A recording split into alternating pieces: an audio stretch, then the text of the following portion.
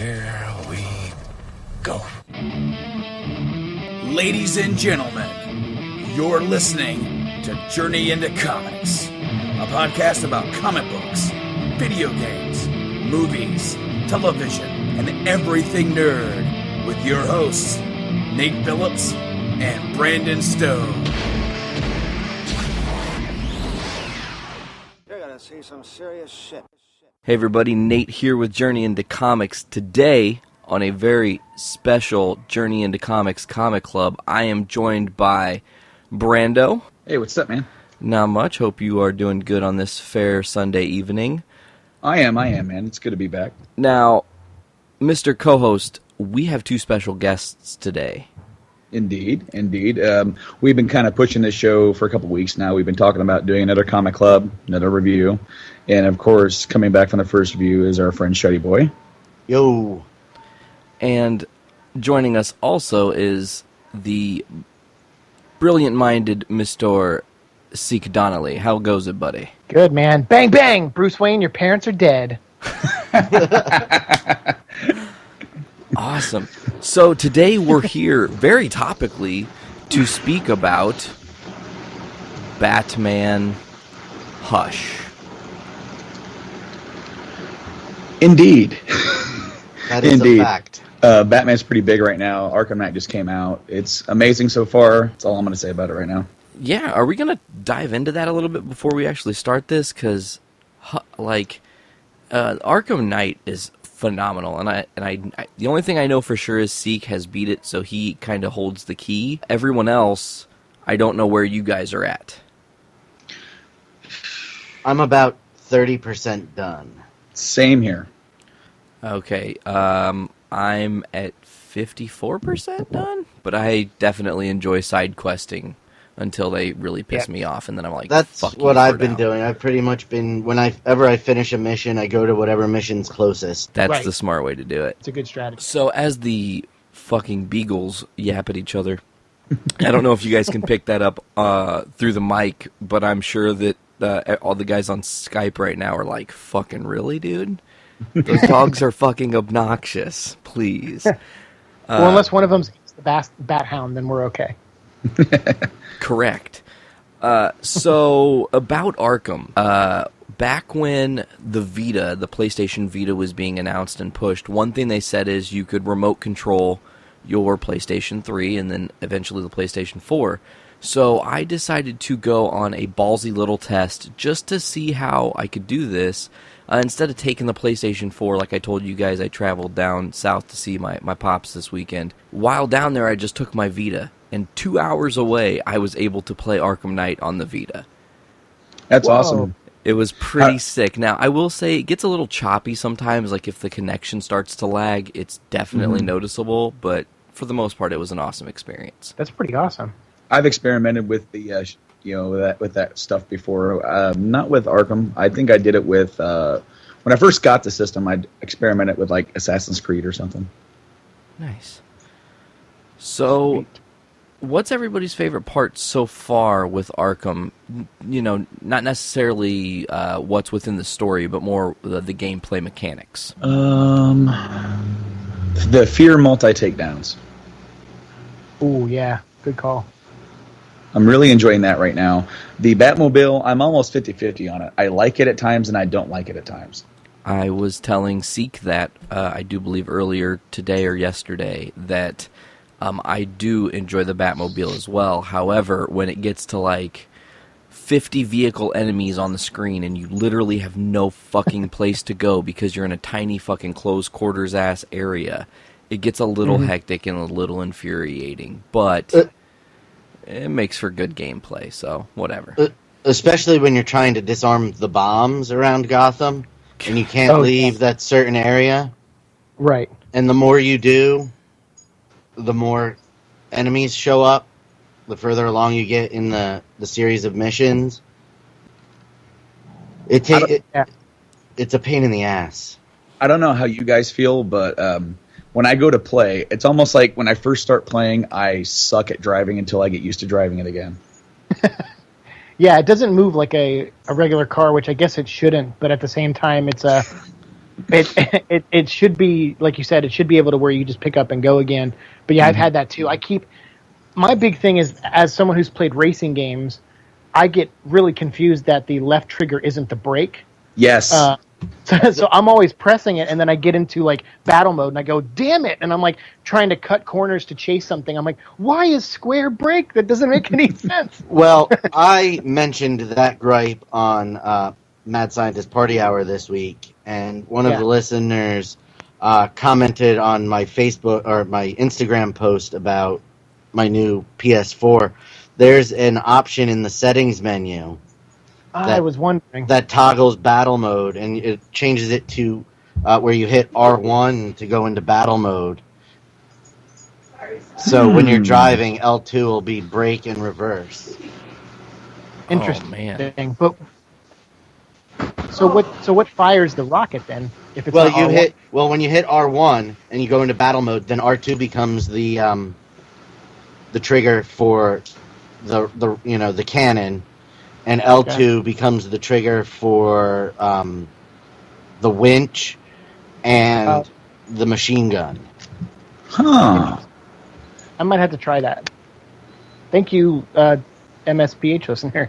It took a little while to get used to that because I had gotten used to R1 being the machine gun. So when I made the switch, I kept switching in and out of battle mode. I gotcha.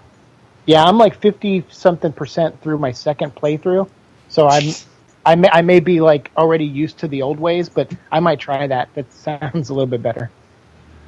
Definitely. One thing I really love about the game in the gameplay mechanics is with the Batmobile, where you double tap X and explode out of it at like a high rate of speed and fly through the city. I love it. Yeah, I think the gliding this time around was much better done, and I actually really like recreating crime scenes and investigating crime scenes, like the opera killer, like when they have like the speakers and the dead body hanging. I like investigating those bodies and using like 3 different types of X-rays and stuff is really cool. It just really makes you feel like you're in Batman's, like it shows that he's still a detective and not just like the world's best fighter, but has one of the most brilliant, criminal deducing minds and stuff. Oh yeah, I really like the reconstructing. They've used like the security cameras. Yes, where you go cell by cell and you move the footage forward as he sees something to scan in on, and then later on, after you're done looking at the footage, you can walk along right where the camera's captured and scan those spots. That was pretty neat. It's something I'd like to see them do in the comics more, and it's something that the cool thing is we'll talk about it with Hush, where you see him like in a detective mode and using night vision goggles and deducing things, and like I'd love to see that more in the comics where he's actually figuring things out as opposed to him on page like 10 punching someone and then on page 12 he's got all the answers and you're like, well, wait, what happened between those 2 pages?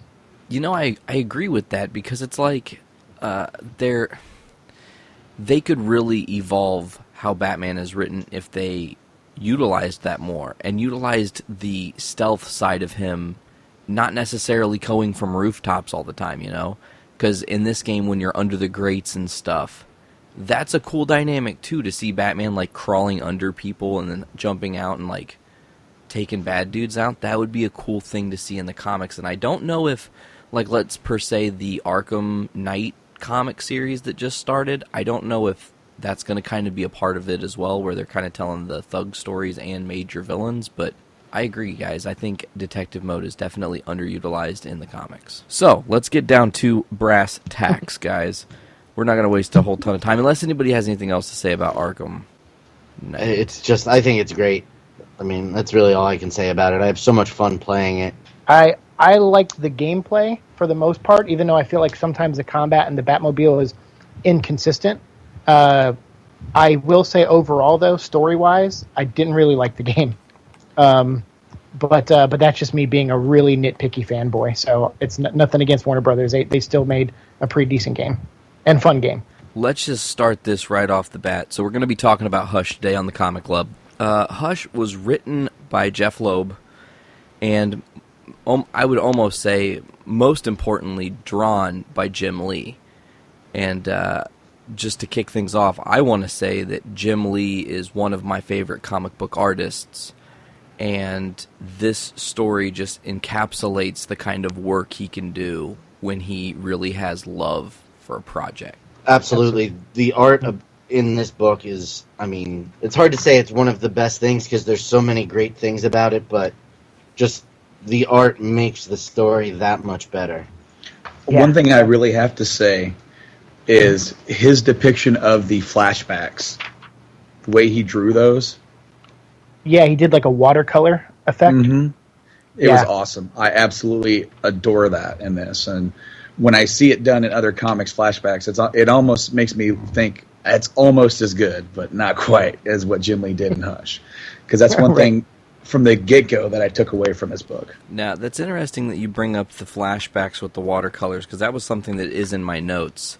Now, not directly, but one of my other favorite comic book artists, David Mack, I feel like Jim Lee definitely had took inspiration from David Mack's work creating these watercolor palettes with each flashback panel. It just, in some ways, definitely screams the style of David Mack. Yeah, for sure. That's a good artist to pull inspiration from, that's for sure. Yeah, he's ridiculous. So, Jim Lee draws it. Jeff Loeb writes it. Now, Jeff Loeb, my first exposure to him was on the flip side of the boat, Spider-Man Blue, which was a 5 or 6 issue miniseries. Yeah. I do believe, but totally awesome. And then he also wrote Hulk Gray, and I think there was one more. Daredevil Yellow.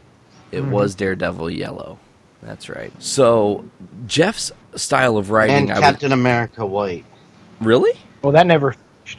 Yeah, it never finished, though. They only got one issue in. Oh, wow. Yeah, issue number 0. Huh. Yeah. They're gonna release it supposedly this fall, but I digress. Were they afraid to release Wolverine Brown because it just sounded wrong?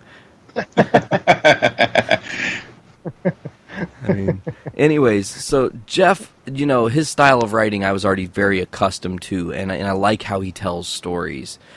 He knows how to keep me entrapped and enthralled. So, no surprise that when these two come together, we get something that, in my opinion, is ultra special and sometimes highly underrated when it comes to Batman stories. Obviously, everyone talks about the heavy hitters, your Long Halloweens, your The Dark Knight Returns. I lost my train of thought, to be quite honest. It happens from time to time.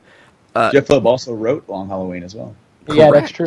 Correct. And Dark Victory. Dark Victory. Yeah. That was the other. Oh, Nightfall. That was the other one I was thinking of. Nightfall. Batman being broken in half by Bane. One thing, real quick to jump, just because if I don't say it now, we're going to never get back to it. In Arkham, the first achievement is the episode title tonight. I don't know if you guys remember the name of the first achievement, but Journey into Night. I was like, oh, yeah. Thanks for that. Awesome. All right, so back to this. Let's quit stalling. Who wants to start talking about book 1 first? Shuddy does. Oh, do I? Yeah. My thoughts on book 1 is that it's more of a ramp up to the story. It doesn't really... There's not really anything that if you missed this issue necessarily, other than at the very end, where the bat rope is broken. There's not much that really, at the beginning of the book, that so much ties into it. That was my first impression upon reading it. Now that I know how the story ends, because I hadn't read it before, I see how it's more of a tie-in than I thought it was.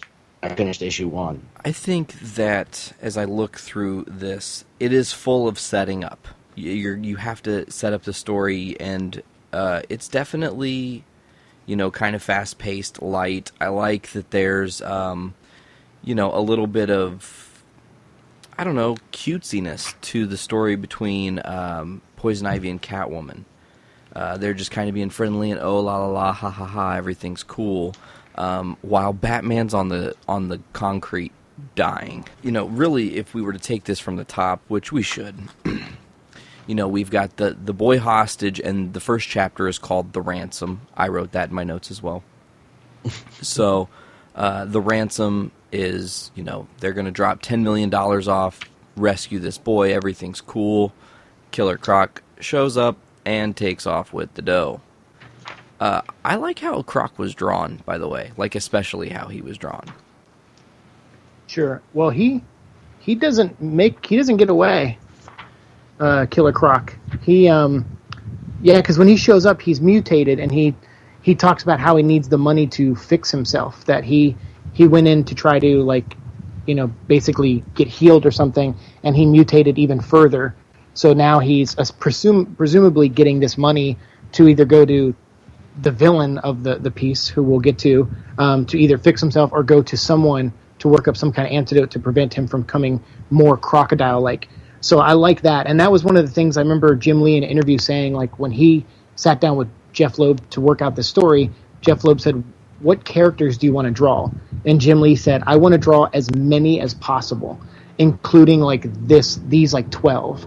And so Jeff Loeb constructed a story around what Jim Lee wanted to draw, and one of those was at the top of his list was Killer Croc, because Jim Lee loves redesigning characters, and he wanted to do so for Waylon. So I like that it starts off and it's this simple kidnapping story, but like you said, Shuddy, it has ramifications and setup long term for something that we find out later, like how it's connected, and we also find out why Catwoman is so kind of submissive to Poison Ivy at the end of the book. And I think it was just a really good setup. I think my favorite thing I'll note, and my last thing I'll note for issue 1, is I really liked when Batman was rescuing the little boy.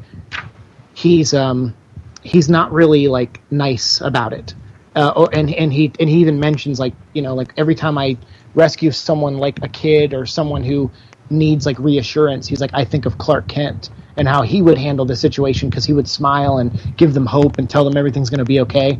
And he's like, but I'm not Clark Kent. And then he's just grabbing the kid and pulling him come on, we're leaving. And I kind of like that they set up early on that Batman is a pretty gruff kind of prick, but he's good at his job. Now, continuing forward, so Batman does stop Killer Croc. We need to mention that. And then while he's doing this, the money takes off again, because there are so many villains in Gotham. Most notably, and she appeared in, I believe, all but maybe one issue. I need to double check my notes on that. I think, book 2 is the only... Yeah, it looks like she appeared in in every single book except for one was Catwoman. She takes off with the money, and she's going to get away, and everything's going to be awesome. And Batman's chasing her because he realizes, okay, I've done my job. I stopped Croc. Fuck, I got to go after Catwoman now. Here I am in my nightlife chasing pussy, just like in my day life. Jesus. So he's chasing after her, and mysteriously, one of his ropes breaks. Yeah, and in fact, it doesn't really. It just when you see it break, you see the art drawn of something, and it's looks like something could be cutting through it, but it doesn't show exactly what it is. Well, right. Eventually we get there, but we won't eventually, talk about that yes. No. That's for later. That's just something that I noticed because when I finished the book last night, I didn't go back and look. But when they reveal it, it's they don't show it earlier on. So the rope is cut, and as I was saying when we started this, Batman falls to his near death in an alley, which the alley has importance. Everything in this book has importance, and that's another thing that I absolutely loved, is that it was not just random details.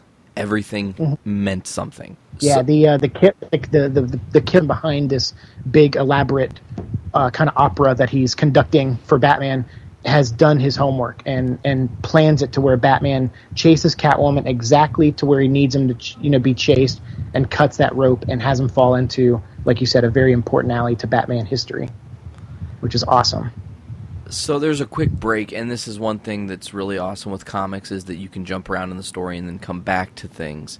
So before we end up seeing what the not end result of what's happened to Batman, but kind of how rough of shape he really is in, we jump to Catwoman giving the stolen money to Poison Ivy, as we said, being ultra submissive ultra, friendly and, just trusting her, saying, yeah, we'll split the money, everything's fine, blah, blah, blah.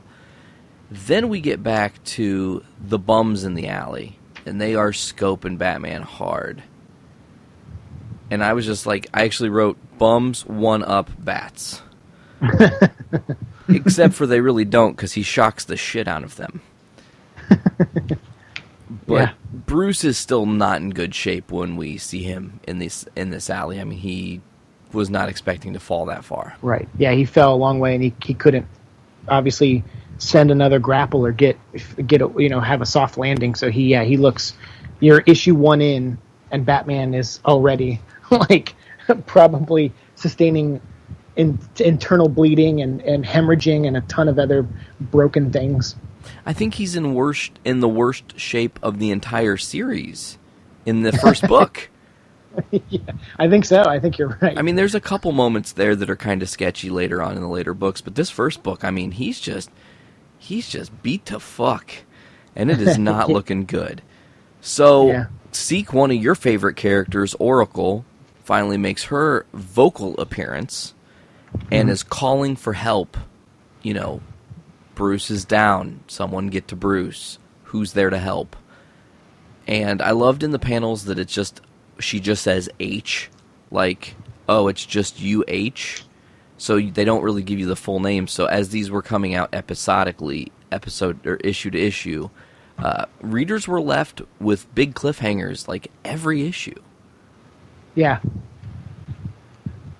So Well, yeah, she. They call it. There was a time there in the Batman run, I think after No Man's Land and stuff, where they started referring to each other by their first initial of their superhero identities.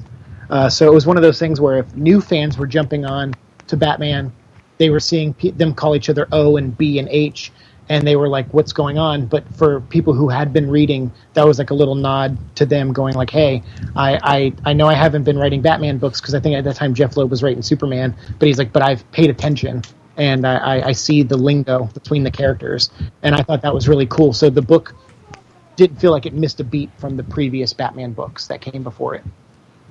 now, correct me if I'm wrong, but doesn't our savior for Batman, isn't she on the final panel of this book?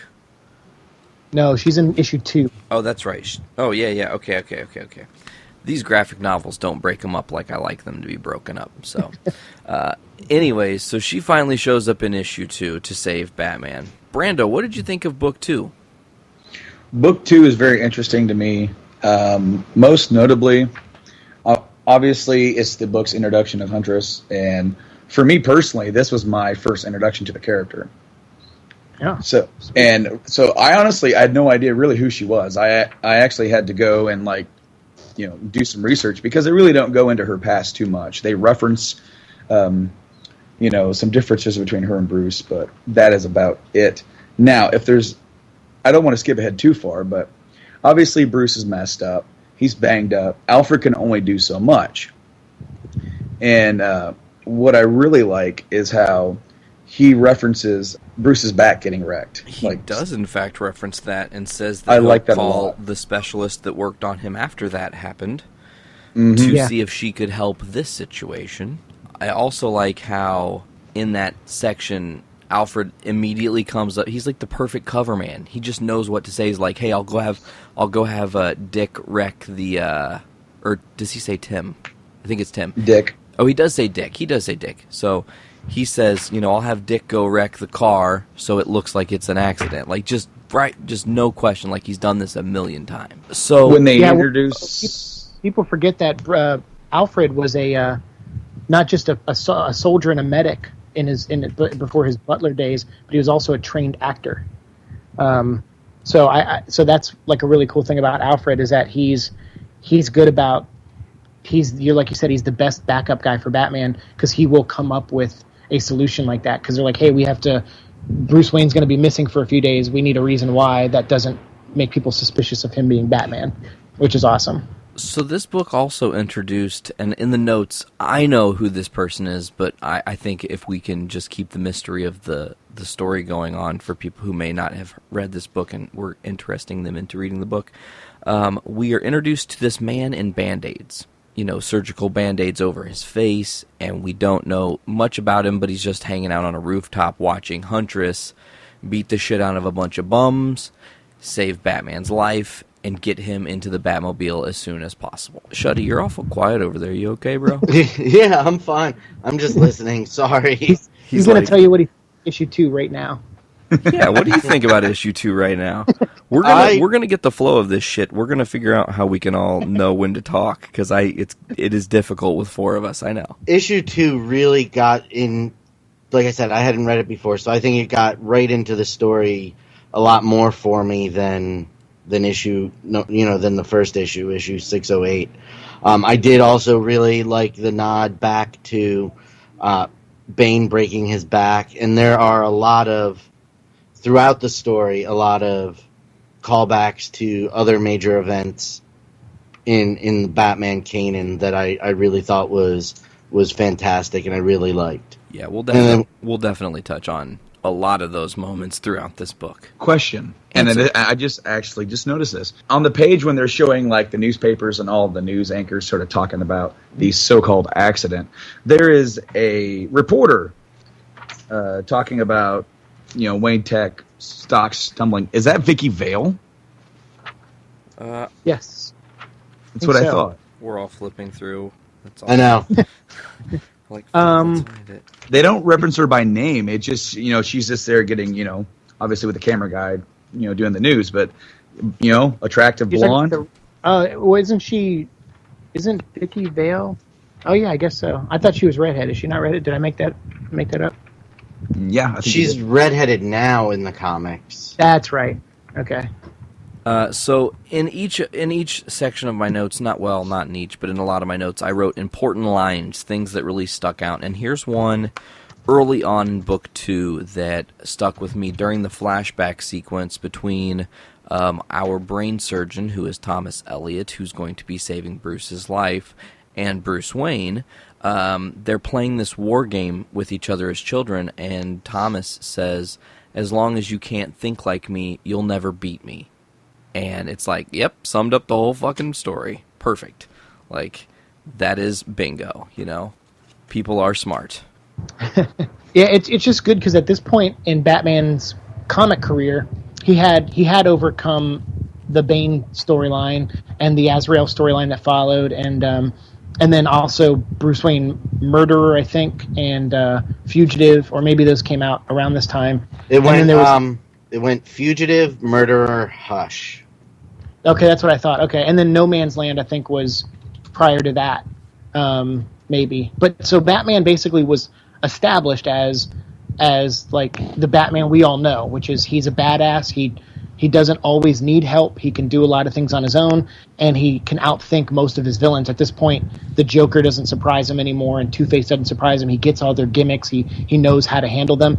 And then now this happens. And that's what made Hush such a cool story, is that there's someone out there who is almost like the anti-Batman. He can see the paths that Batman sees, so he plans for them. And obviously there's a reason why that is. Obviously this villain, more than any villain up to this point, except maybe Bane, did their homework. And this is also the issue 2 is the introduction of the Aristotle quotes, which is like a recurring thing with Hush, who after a successful part of his plan happens, he quotes Aristotle and seems to be obsessed with him. But this also is the issue that introduces the flashback art that we all love and we're gushing about so much. So we see Tommy save Bruce's life, and he is so cocky in the surgery room, He's just, yeah, everything's fucking cool. I'm going to go to breakfast after this. Like, we're having a great day. Confidence, And, yeah. Then we flash to Batman now is quasi-healed. Bruce is kind of okay, I guess. He's going to go visit Croc and figure out what the fuck happened. What is going on, and what is Croc's deal? And ultimately, Croc is in super rage mode and breaks out. Oh, yeah. Batman's standing right in front of him, and he breaks out like, what? But that was... See, I got the impression that breakout was orchestrated by Batman himself. That's what he wanted the outcome to be of his meeting with Croc. Really? Well, I see. I don't know, because I feel like Batman would do that if there weren't guards there, because I don't feel like Batman would put guards in harm's way. And then plus Croc gets away, and Batman certainly didn't want that. I mean, part of him might have, because it might have led him back to whoever he's chasing, but I think Batman was ready to full-on interrogate Waylon. I just think they all underestimated his mutation and the added strength it gave him. Did you ever notice, not to go back a couple pages, but right when Thomas Elliot, when he walks out of the out of surgery, and he's sort of like, playing the cool guy, playing coy, who's standing there of the media, and this is something that I really liked with this book a lot, is that they put notable characters and references right in front of your face without really going out of their way to tell you.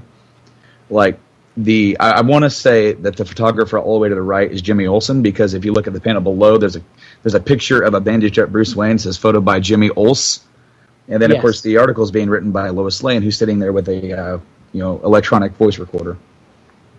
Right. But did you notice Peter Parker on the other side? I was just getting ready to say that. See, I was like, "Holy shit, Parker's on the other side." Yeah.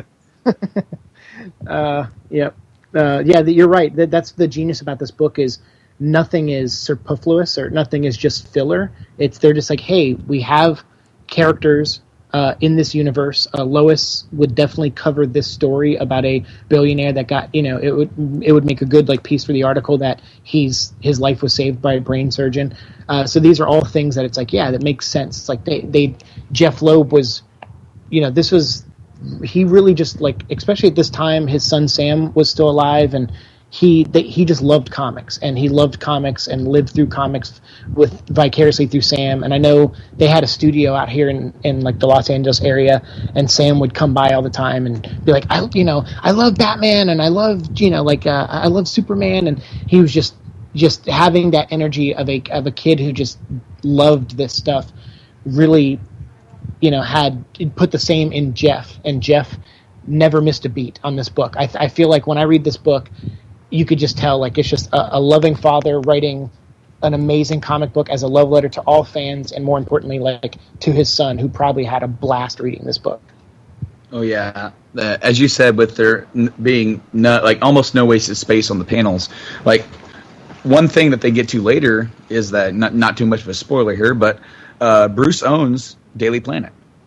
Spoiler, Yes. that was back in episode 50 of Journey into Comics, Factor Crap. Of course. So, Batman is but it's kind of Superman's boss. Right.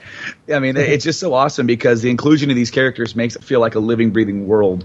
And that, it's like, okay, just because this is Gotham, this is news, as you said, so they would cover this. But also, it makes the story flow. You know who these characters are really without even noticing it. Going back to that panel where I think that's Vicky Vale. That's awesome because that character has been established before, and she exists. So you don't even have to say who she is. You can just have the readers and assumptions. If you don't know, you're not missing anything. And if you do know, you're getting something extra. I have Absolutely. a question for everybody. When y'all read Batman's internal dialogue that he has with himself, Mm-hmm. do you happen to catch yourself reading it in Kevin Conroy's voice? Yes. Especially, All the time. Of course. And you're just it's there. He is the voice of Batman for me. And so Yeah. when I read any sort of Batman stuff, other than maybe The Dark Knight Returns, I put a little bit more of a gruff on it. But no, I hear Kevin all the way. And even with Joker, I hear Hamill. Yeah. I concur with all of that. He conquers all of that.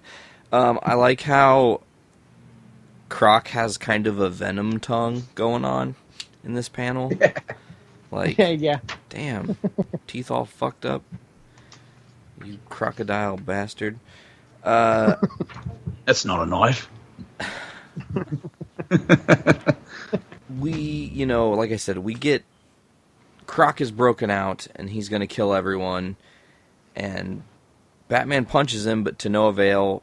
Batman's face just gets smashed. Not really smashed, but, enough. So when we start book 3, and I don't know who wants to directly tackle book 3, we'll just kind of talk about it.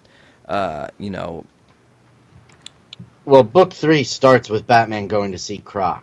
Oh, man, Yeah. see, this is what I hate about these damn, like I said, these damn graphic novels, man, because it's got me all thrown off. So we've already been on book 3 for a little while. Well, shit. My notes are all fucking wrong, then. But there's a panel in book 3 that's really made me think that this was all Batman's plan to get Croc out, because he says to himself in his inner dialogue, "No one seriously injured, the guards will get double hazard pay, and Croc has escaped. So far, so good." Okay. Mm-hmm. Oh, wow. I thought you were going to mention how important it is that they drew Amanda Waller like a butchy, dykey woman. Because she's a big That's old... how she, like that's how Jeff Loeb and Ed McGuinness and stuff tackled her in the Superman books. So this was, I mean, that's what Amanda Waller looked like before the New 52, where they were like, oh, she's got to be sexier now. And it's like, well, I remember her as CCH Pounder, who is she's a phenomenal actress and does her voice on the animated series. And I just always pictured Amanda Waller played by her. And I like that they brought, and especially at this time when Waller and her, like, you know, like being part of the Luthor campaign, because Luthor was president at this point. There was so many things about her that just, like, you know, and her coming here because obviously Croc was, you know, is kidnapped a young rich boy, and so she's, you know, trying to work the case as well. And I just love that, again, they could have replaced her with a random person or a no-name character, and they totally were just like, no, we're going to use Amanda Waller and add some tension between her and Batman. I like how she's really, really short, too. Like, in that panel after her introduction picture, like, you look and you're like, wow. Like, Bruce is, what, 6'2"? Yeah. Like, 6'2", 6'3"? So she's really short compared to Bruce. That's awesome. So... One thing real quick. Something that we talked about on the Secret Wars Comic Club is how much easier the book would be to read when you have the kind of newer style like they do here, where they do different like dialogue boxes or like dialogue bubbles for different characters to sort of get you, not only so you know really who's talking when there's a lot of dialogue, but also you get individual ones. Like, I really like the way Crocs are done. Right. With the kind of the green toned background and the you know red squiggly, you know, kind of almost looks like ashy smoke puffing out of the ground every time he speaks. Yeah. But when that, like, especially when they're going like over the like secure radio channel or whatever, when Bruce is talking to Alfred, and then in the next panel after that, he's talking like to Oracle, and then they switch the color so that way you know that, you know, they're all on the radio sort of, but you can sort of distinguish exactly who's speaking without getting too confused. The main thing I like about this book, especially in the first couple issues, is the fact that Batman is mostly internal dialogue or monologue. To me, that's always how Batman, I thought, should be written. I feel like he's a guy who internalizes a lot of things, and he only speaks when it's kind of mandatory, like when he has to tell someone to do something, or if they ask him a direct question, sometimes he'll answer, sometimes he won't. And I just always imagine him like being the ultimate recluse, and so his social skills are awful, which is why he hates being Bruce Wayne, because of the effort it takes to be Bruce Wayne, whereas Batman, it just comes naturally to him now.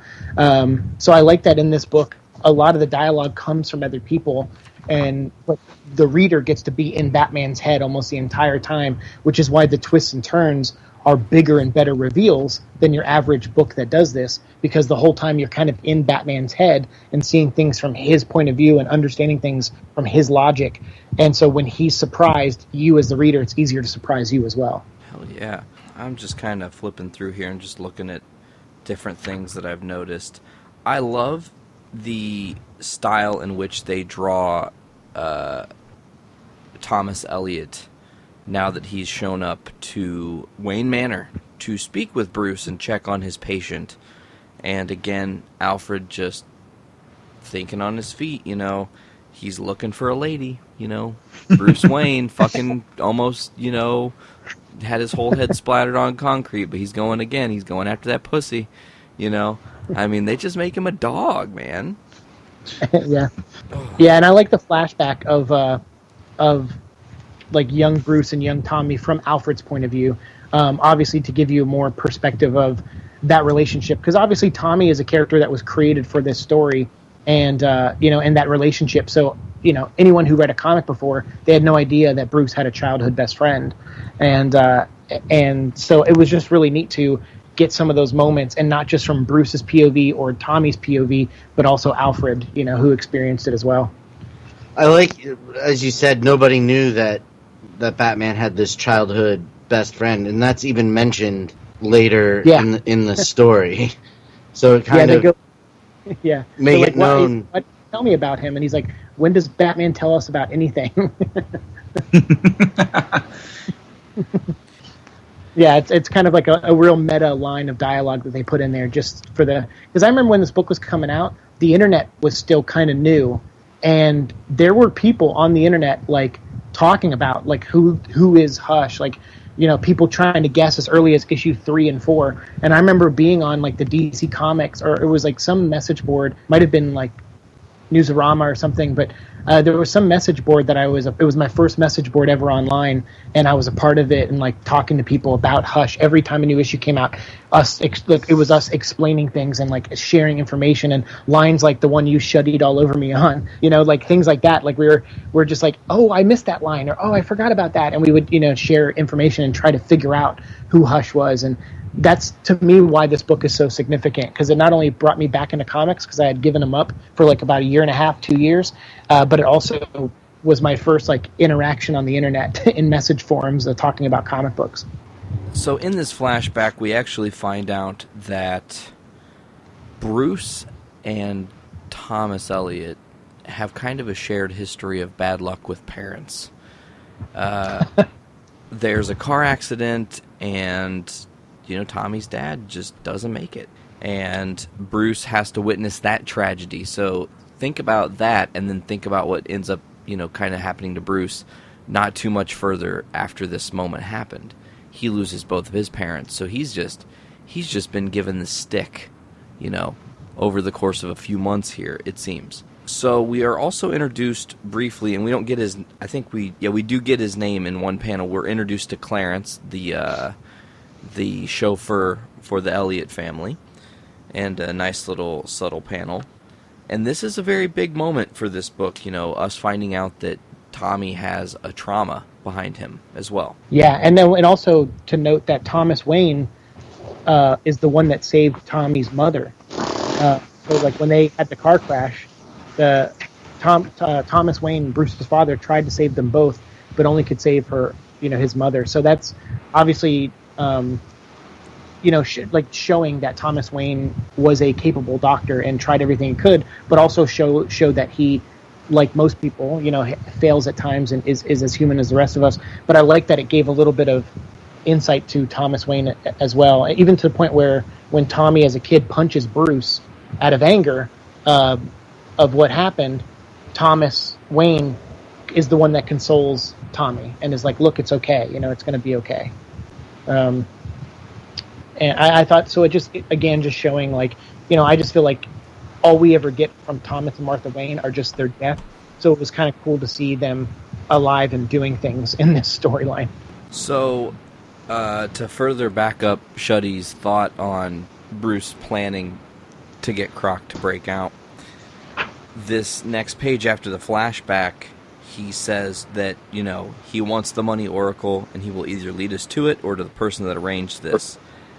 He is literally set Croc free because he knows that he'll go after the money to, because he wants the money. He wants the money, so he's going to go find the guy who was supposed to give him the money, the promised money. But Bruce doesn't really get too deep into his thoughts because someone shoots the tire out of the Batmobile.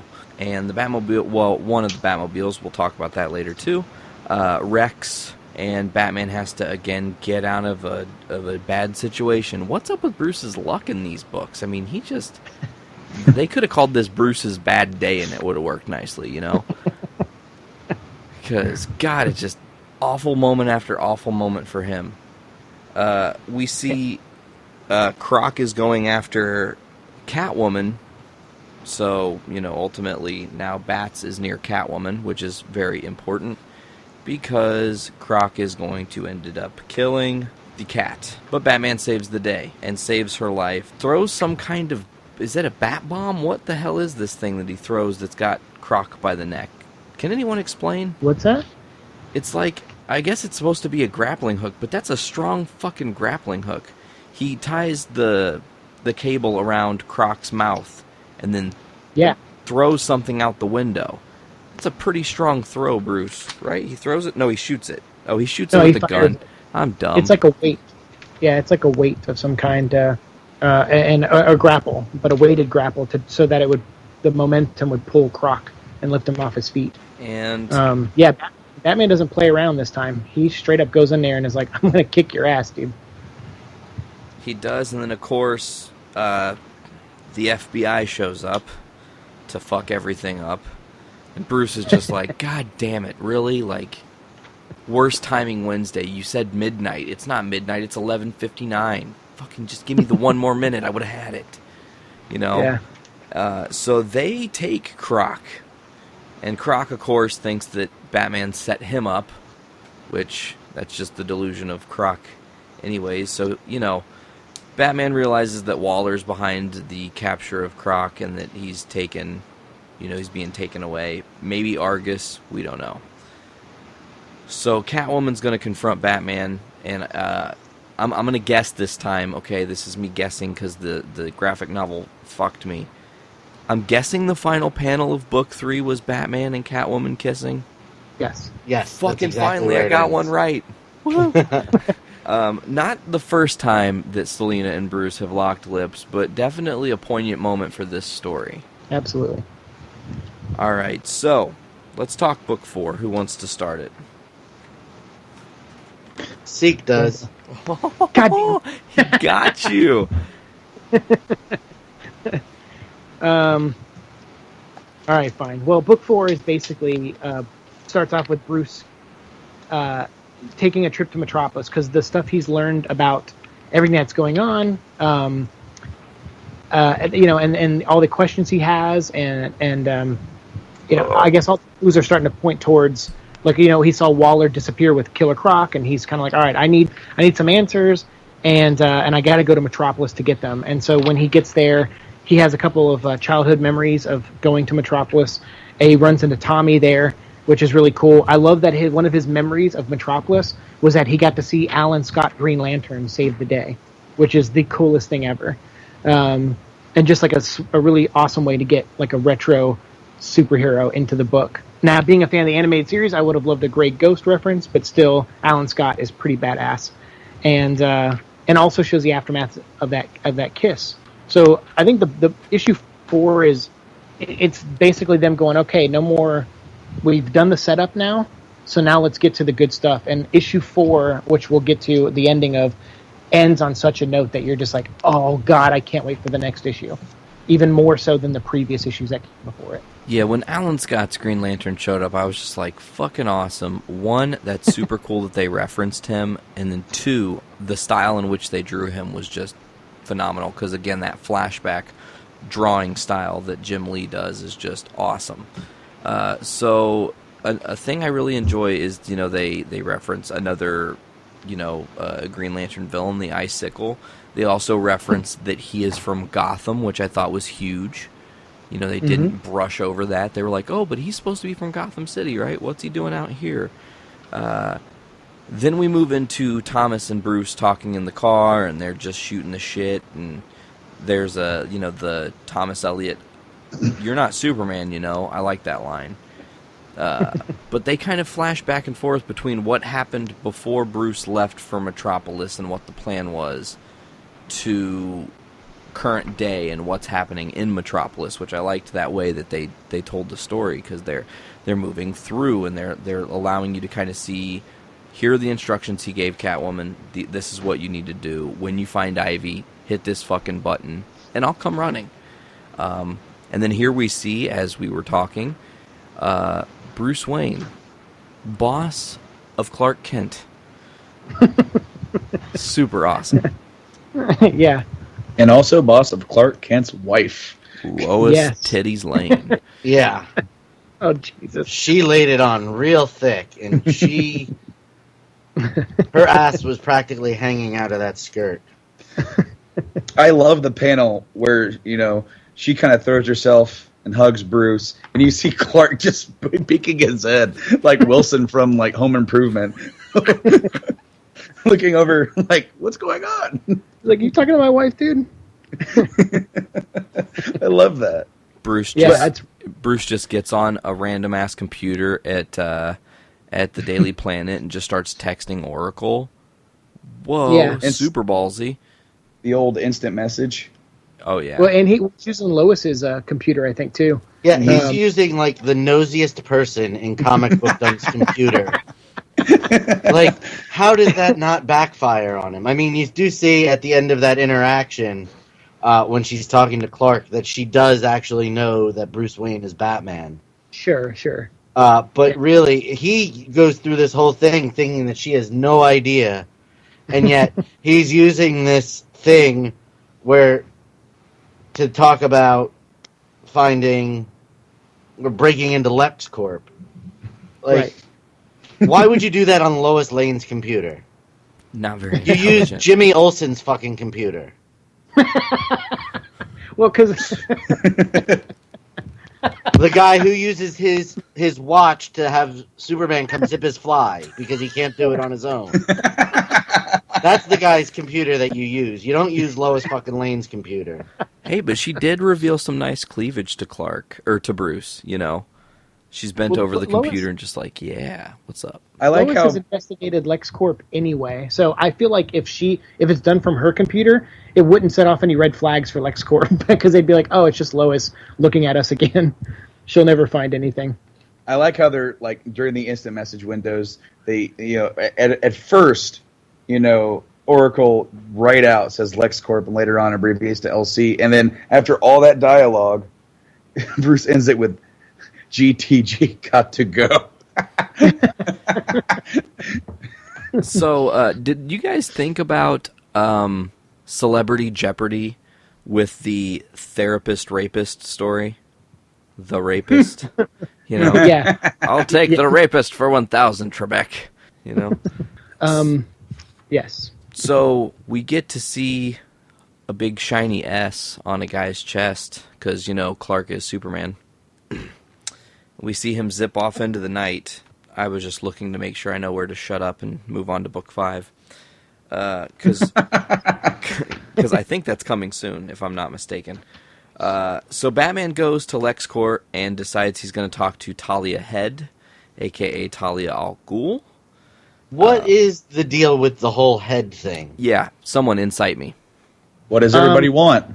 Al Ghul means, Al Ghul means head, or Raish or something like it's the demon's head. So Al Ghul means head, and so or Raish means head. One of them means head. So an English translation of her last name would be Head, and so that's why it's Talia Head. Raish Al Snow. Awesome. So essentially what it is her having a normal ass name so people in LexCorp aren't like, oh, you're an Al Ghul? Oh my god. Yeah. And also that was another thing that was explained in the comics, was that she took after Lex Luthor ran for president and became president, Talia became head of LexCorp and bought it out and is trying to leave her father's shadow and be in the world as opposed to living off the grid and with ninjas and stuff. Okay. So what's that? Sorry. From what I was able to find on the interwebs, she used head because she was distancing herself from her father because she was disillusioned with him, so she didn't want to be called Al Ghul. Right. But let's just, translate our name into English. Yeah, she could have been like No one will Talia figure that out. Jones. Do you guys really like the way, because this really pops out, when he goes to Metropolis, just how, I really like how the art style for the overall city is so clean and futuristic, colorful. It's really a big, step away from the brooding Gotham. Well, that's Jeff Loeb and Jim Lee just, knowing the characters and knowing the worlds they inhabit, is that Metropolis is like the city of tomorrow and Gotham is like the slums of yesterday. And so I like that they, there was a time in Gotham, like especially with the animated series, where like the most technological thing was like police blimps in the air. Like Gotham was always, what if the 1930s World Fair just kept going? Yeah. And that's always what Gotham was. And Metropolis was like the movie Metropolis. It was always this futuristic city where there was like safe transport of trains that like were way above ground, and great shots of the sky. When it was sunlight out, it was beautiful and futuristic looking. And I like that Jim didn't even skimp on that. He was like, I'm in a different city. I want it to feel like a different city. And he nailed it, I feel. Big time. Do you guys think Batman has enough room in the Batsuit to get wood? Because I feel like that's something that's not addressed in this book. He's flirting around with Catwoman quite a bit. I mean, if he isn't at least half chub, I'm a little disappointed. So is there room? I feel like Batman at this point is like a porn star, and he can control when he gets chubs and not. He's not a normal dude. He gets laid so much that I think Catwoman kissing him and leaning on him in leather, she needs to do way more than that to give him a half chub. He's like, please, my maid does worse. Oh wait, that's Alfred. He's like, oh Jesus, God. Where are the gloves? Where are the gloves? Oh, gross. So the book ends with Batman on top of the train, I do believe, and just Catwoman. Mm-hmm. Or no. It goes on further. Yeah, the Catwoman fight is all part of book 4. Oh shit. Okay. Well, then I got the notes right on this one. See, fuck. Second guessed myself. Okay, so they find Ivy. Well, Catwoman finds Ivy. Batman is laid back. Catwoman and Ivy fight. Do you feel better? Yeah, that was just a beer burp. Nice. Tiny one. It was like, bro. A little baby burp. So, Catwoman and Ivy are still battling. Catwoman is getting ready to get one-upped by Ivy, and Batman saves her again. Yay! Congratulations! Good! He saved her. That's not really... I'm being sarcastic because she's not so thrilled with it. Right. But we get a Huaroom, which I don't think I've ever seen that spelled out in a comic before. And Bruce is like, fuck, something really stupid just happened, and I can't believe I didn't even think about it. But we get a Superman who is on the dark side, and Ivy is got him wrapped up in her leaves. That's right. It's Batman is like ready to come in and save the day, and he's like, I'm prepared. I'm Batman. I'm going to help Catwoman. And like you said, she's kind of like, hey, like, what the hell took you so long getting here? And let's end this right now. And I love the line that Poison Ivy has. She's like, good, the cat brought a champion. She's like, I brought a champion too. And then you just hear thoom, thoom, thoom. And Batman's like, what? He's like, oh God, no. And then the building rips in half, and there's Superman with red eyes covered in poison ivy plants. And it is the coolest end spread that I've seen in all the issues. I think is just knowing Batman is potentially about to get his ass whooped by a possessed Superman. And is that how book 4 ends? That is exactly how book 4 ends. See, that's awesome. That's a cool way to end it. And then we jump into book 5. So we're killing it so far, guys. We move into book 6, and book 6 is again just filled with a lot. Wait, I think we're book 5. We're at book 5. I just threw the wrong notes on the ground, motherfucker. We are at the battle. I forgot to announce all the other name of each issue. So we're at the battle. We have a really awesome special appearance in this book that we're going to get to. I don't know who is going to be talking directly about it, but I'm excited to hear what everybody thinks about this appearance that we get. So now we get to have the fight between Batman and Superman, which in 99.999% of instances doesn't seemingly end well for Bruce because he's just a normal dude. But we all know that that's not true. Bruce is way too smart, and he always has a plan somehow, some way to stop Clark. Whether it's, a noble Clark Kent trying to fight the good fight, or a possessed Clark Kent who is being controlled by Poison Ivy. Bruce and Selina, Batman and Catwoman, dive into the water in Metropolis, wherever the water is. They don't really specify whether it's a crevasse or something. So they're underwater, and it's just Batman, wheels turning. He's trying to figure out his plan. How am I going to defeat, Superman? How am I going to outsmart Superman? And of course, Ivy's still goading him on. And then Catwoman and Batman end up in a LexCorp tunnel, and they're using these tunnels to sneak around, but Bruce has something hidden, and we know what this green substance is, but who wants to tackle what's going on now? Well, I think they're in the LexCorp tunnels, A, because they run through most of the city, and B, because they're lead-lined. So Superman can't just X-ray where they're at. He'll have to use his other senses like hearing and stuff to try to track them down. And that buys Batman the extra few seconds he needs to prepare for basically battle. And I love the line where Batman's like, yeah, Superman's the best at what he does. And Catwoman's like, well, that's up for debate. And he's like, no, he's the best at what he does. I'm the best at what I do. And he reveals his big secret of how he's going to at least start fighting Superman. Batman has a kryptonite ring, which is no surprise. And he is preparing to do what he does best, outsmart Clark Kent. He tells Selina the plan. They discuss the plan. He says, you've studied Clark, and she just very blatantly goes, oh, I know the type. I know, how to get to this guy. So, there's a lot of dialogue. They're fighting back and forth.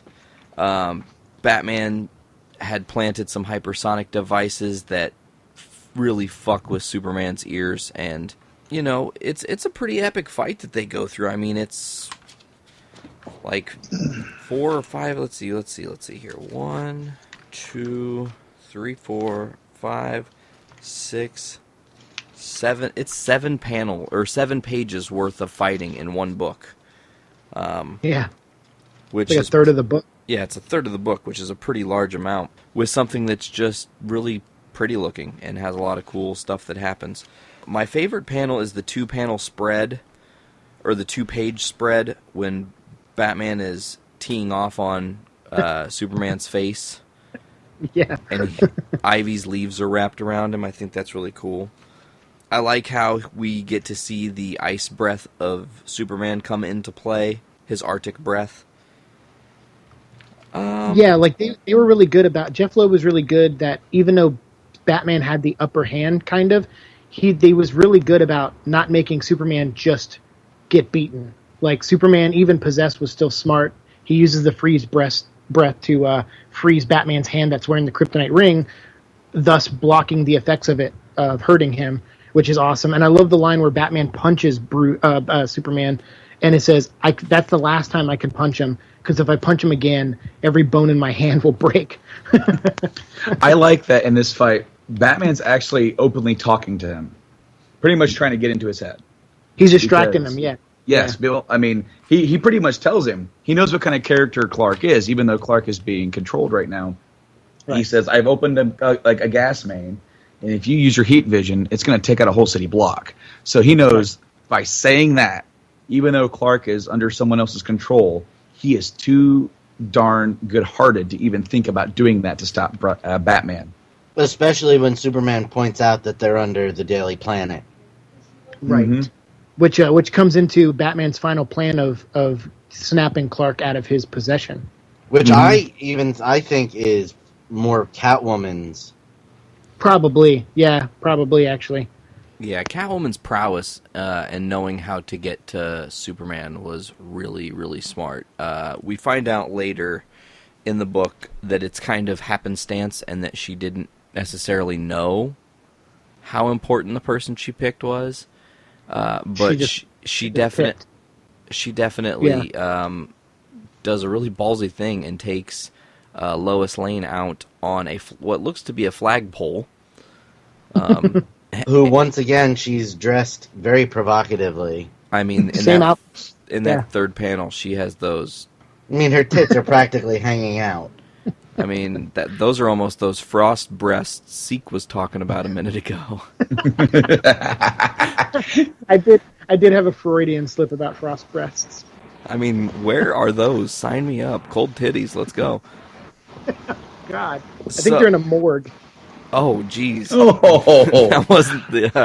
That was not what I thought I was going to hear. Damn it. Day ruined. So, Lois being dropped to what was going to be her death snaps Clark out of it. And he saves her. And I like that she's none the wiser of what's been going on, really. She's just like, hi, honey, you're home. You know, says that he looks like hell, which, I mean, he's obviously been fighting the good fight. He's going to look like hell. One thing I liked in this one, too, was that Catwoman didn't really throw her off the ledge, but it was like Lois being Lois, like being like, hey, look, I'm no one's hostage, asshole. And she punches Catwoman, but then slips.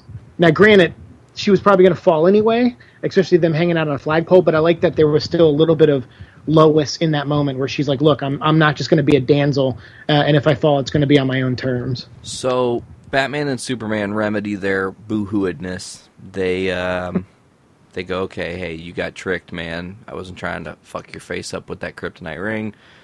Thank you for not killing me, because you definitely had opportunities.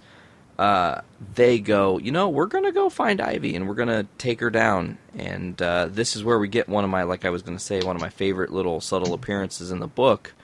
Crypto shows up. Yeah. Just 1.5, 2 panels, looks like 3 panels, I count. Yeah. In full.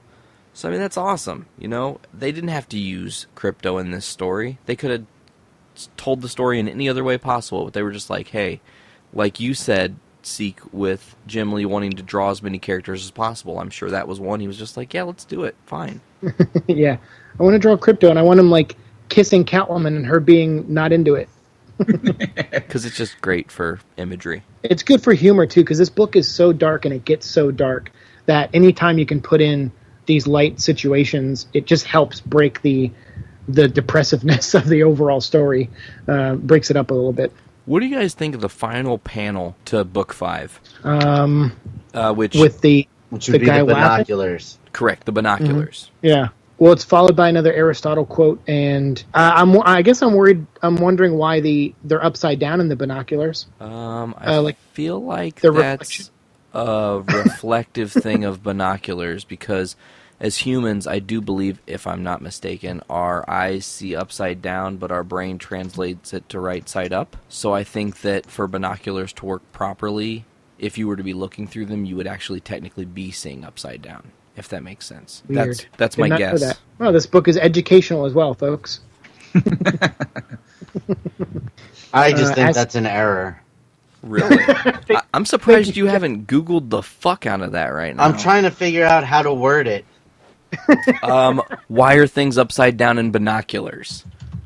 There you go. Ask Horse Jeeves. claps. Ask Jeeves. Well, that was relevant when this book came out, actually. It was, yeah. Hush, the show is just starting. That's the last line that Jim Lee wrote for the intro for the second. No, it's just an error. Oh. Weird. Bam! Man, I did all that explaining and it didn't even... Fuck! I feel worthless now. God damn it. Alright, book 6. But I like it because, like you said, the final image I like because it reminds you that there is a villain here, that there is a mastermind behind this plan, and that he's everywhere. Right now he's in Metropolis, keeping tabs on what's going on. And even though Superman has broken the spell and Ivy got captured and everything is still going according to this guy's plan. So that right there just shows you, again, that you're dealing with someone on Batman's level, that this is not just a new villain who is the keys are just handed to him and he's just getting one up on Batman. This is someone who anticipates every move, and that is what makes him or them dangerous. Hey Brando. Hey, what? I know I whispered on purpose because I don't know why the fuck. Go ahead and walk us through book 6, man. It's the opera. Yes. The opera, which is kind of funny because Siike has already mentioned that a certain opera is being played on our Caped Crusader. The interesting thing here is that we see Bruce out of his element. Really more so now because he's in sort of an entertainment sort of gala where he's got to put on this charade of being the rich guy, always sort of hanging out with, the glitz and the glamour and all that stuff. There's a lot of dialogue here, and of course we run across his friend Thomas, and just so happenstance, Selena's here as well. I think Bruce has something for dark-haired, big-breasted women. I really like the she's panel. got a type. Oh, yeah. I like the panel early on where it shows him and Selena sitting next to each other. And he's sitting there with his little, binoculars. And he looks so out of place. And those weird white gloves. I was just going to say, what the fuck? Does he think he's Michael Jackson? Thomas Elliott also wearing white gloves. Are we not fucking, seasoned enough humans to know that you're supposed to wear white gloves to an opera? The conductor's of the orchestra's wearing white gloves as well. Yep. In fact, Selena's wearing white gloves. Everybody, this is a white glove affair. So if we all ever go to an opera together, we have to wear white gloves. If you look at the panels that show the opera goers, they all have white gloves on too. Yeah. The opera gets interrupted by the one and only Harley Quinn. Obviously, Pagliosi, I've run out of Rice Krispies. Oh yeah, doing her own take on it. Nice. All of her goons have white gloves on too. Yep. Of course. You don't want to leave fingerprints around when you're Batman and criminals, I guess. Can I mention real quick? I love how Jim Lee draws action with the female characters. We'll talk about this again later with Catwoman moving around, but there's a panel where Harley's jumping around, and I love the way he makes it move without making it move. Yeah, he draws 6 versions of her moving, just showing that translating that in a blink of an eye, she gets from the ground level to the balcony where Bruce is, which is awesome. And, I really, not to interrupt you, but I really like the layout of the panels during that double page scene where you see her moving around and it's, she's going from here to there. I really think that's a really neat way to do it. It breaks up the normal, set of, panels for a comic book. It really really just fills up the page and gives you something really good to look at. It's really marvelous in my opinion. Yeah, it's real smart. I slave thinking about this kind of stuff all the time, working in books.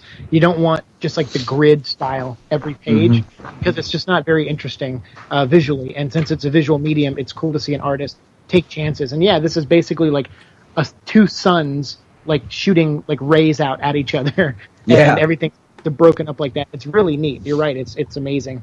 And actually, on the bottom of the right page, we see for the first time the introduction of this jade ring. It looks like a lifesaver. Yeah. It does look like a lifesaver, and I think they actually mentioned that, right? Somewhere, yeah, in the flashback. It looks like a lifesaver. I'm going to swallow it.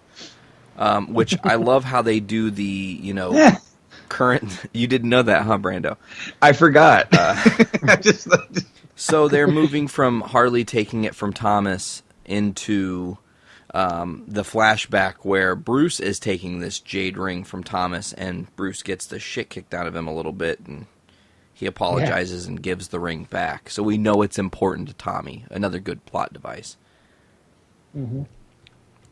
And then we see Harley go on stage, which kind of turns things, I would say, in the book. Because it goes from being one thing to the audience is starting to see it as something it's not. Yeah, they really think that they're watching a performance, which is very interesting. Why it makes me wonder how dumb these people are, because you see someone singing and it turns into someone jumping around. Looks like actual, members of the audience are getting hurt. Then Batman shows up. So there's an opera about Batman now in your own city with Joker's girlfriend. They'll start clapping. This is absolutely hilarious, because then also. Oh, go ahead. Oh no, I was just saying, during the fight, Bruce gets hurt. He gets hit in the head really hard by a sandbag. I believe Catwoman gets shot. Yeah, someone gets shot, and everyone's like, "Oh, what a great show!" Yes, marvelous, really marvelous. It's really a good show, isn't it? I want to say this scene was like a nod to like the Joel Schumacher Batman movies, Probably. where they're like, "Hey, let's put in a subtle reference where everyone just thinks they're in a Joel Schumacher movie." I noticed in the panel where Batman is getting holes blown into his cape, there are people who have their hands up who don't have white gloves on, and they were in the fucking front row. Are they not? Yeah, Are they not Leslie that high Tompkins class? No, they must not be. Leslie Tompkins wasn't wearing white gloves either, like their friend that was with them. Which she also, we find out, has an important role in Bruce's story. Absolutely. Which is awesome. Now, Bruce, everyone seems to forget, look how far we are into these books. He had his head splatted on concrete, and he almost died, and Thomas Elliot saved his life. So, being the idiot that he is, he doesn't protect his dome, and some sandbags fall on his skull and screw his whole night up. Yeah. But then Catwoman comes and saves the day, you know, and I liked that there's this panel with Harley where she says, "Ivy and I had a sweet thing going before this whole mess got started. Maybe I should go off book and blow your brains out. Or blow your brains out and end it right now." So, like, she's mentioning off book, going off the script. And that's, again, Batman references that later. So we're starting to see that someone is weaving this story for Bruce. I mean, weaving it. Right. The one thing I will say about Harley is that we know Harley was created in the animated series back in the 90s. And I really like how when she's written, she uses the same sort of, voice, the same sort of, sort of dialogue. And so when you read it, you instantly hear that voice actress because it's even like they do like the little like subtle, pronunciations of words, right, and everything. I absolutely like that. It again, harkening back to what I said earlier, it really makes it feel like, these guys did their homework. They know exactly what they're doing, and when obviously when Jeff was writing it, when putting in Harley Quinn, you've got to know how you have to know her mannerisms. Absolutely. She gets one of her fluffy ears chopped off. Yeah, Catwoman takes one, but the Catwoman gets a bullet for doing it. True. Which she survives. Leslie Tompkins to the rescue to save Catwoman's life. We get, Thomas Elliot saying, "Give it back," and running after Harley, who is leaving. Batman obviously goes after him and hears a bang. So he hears a bang and he runs to the alley.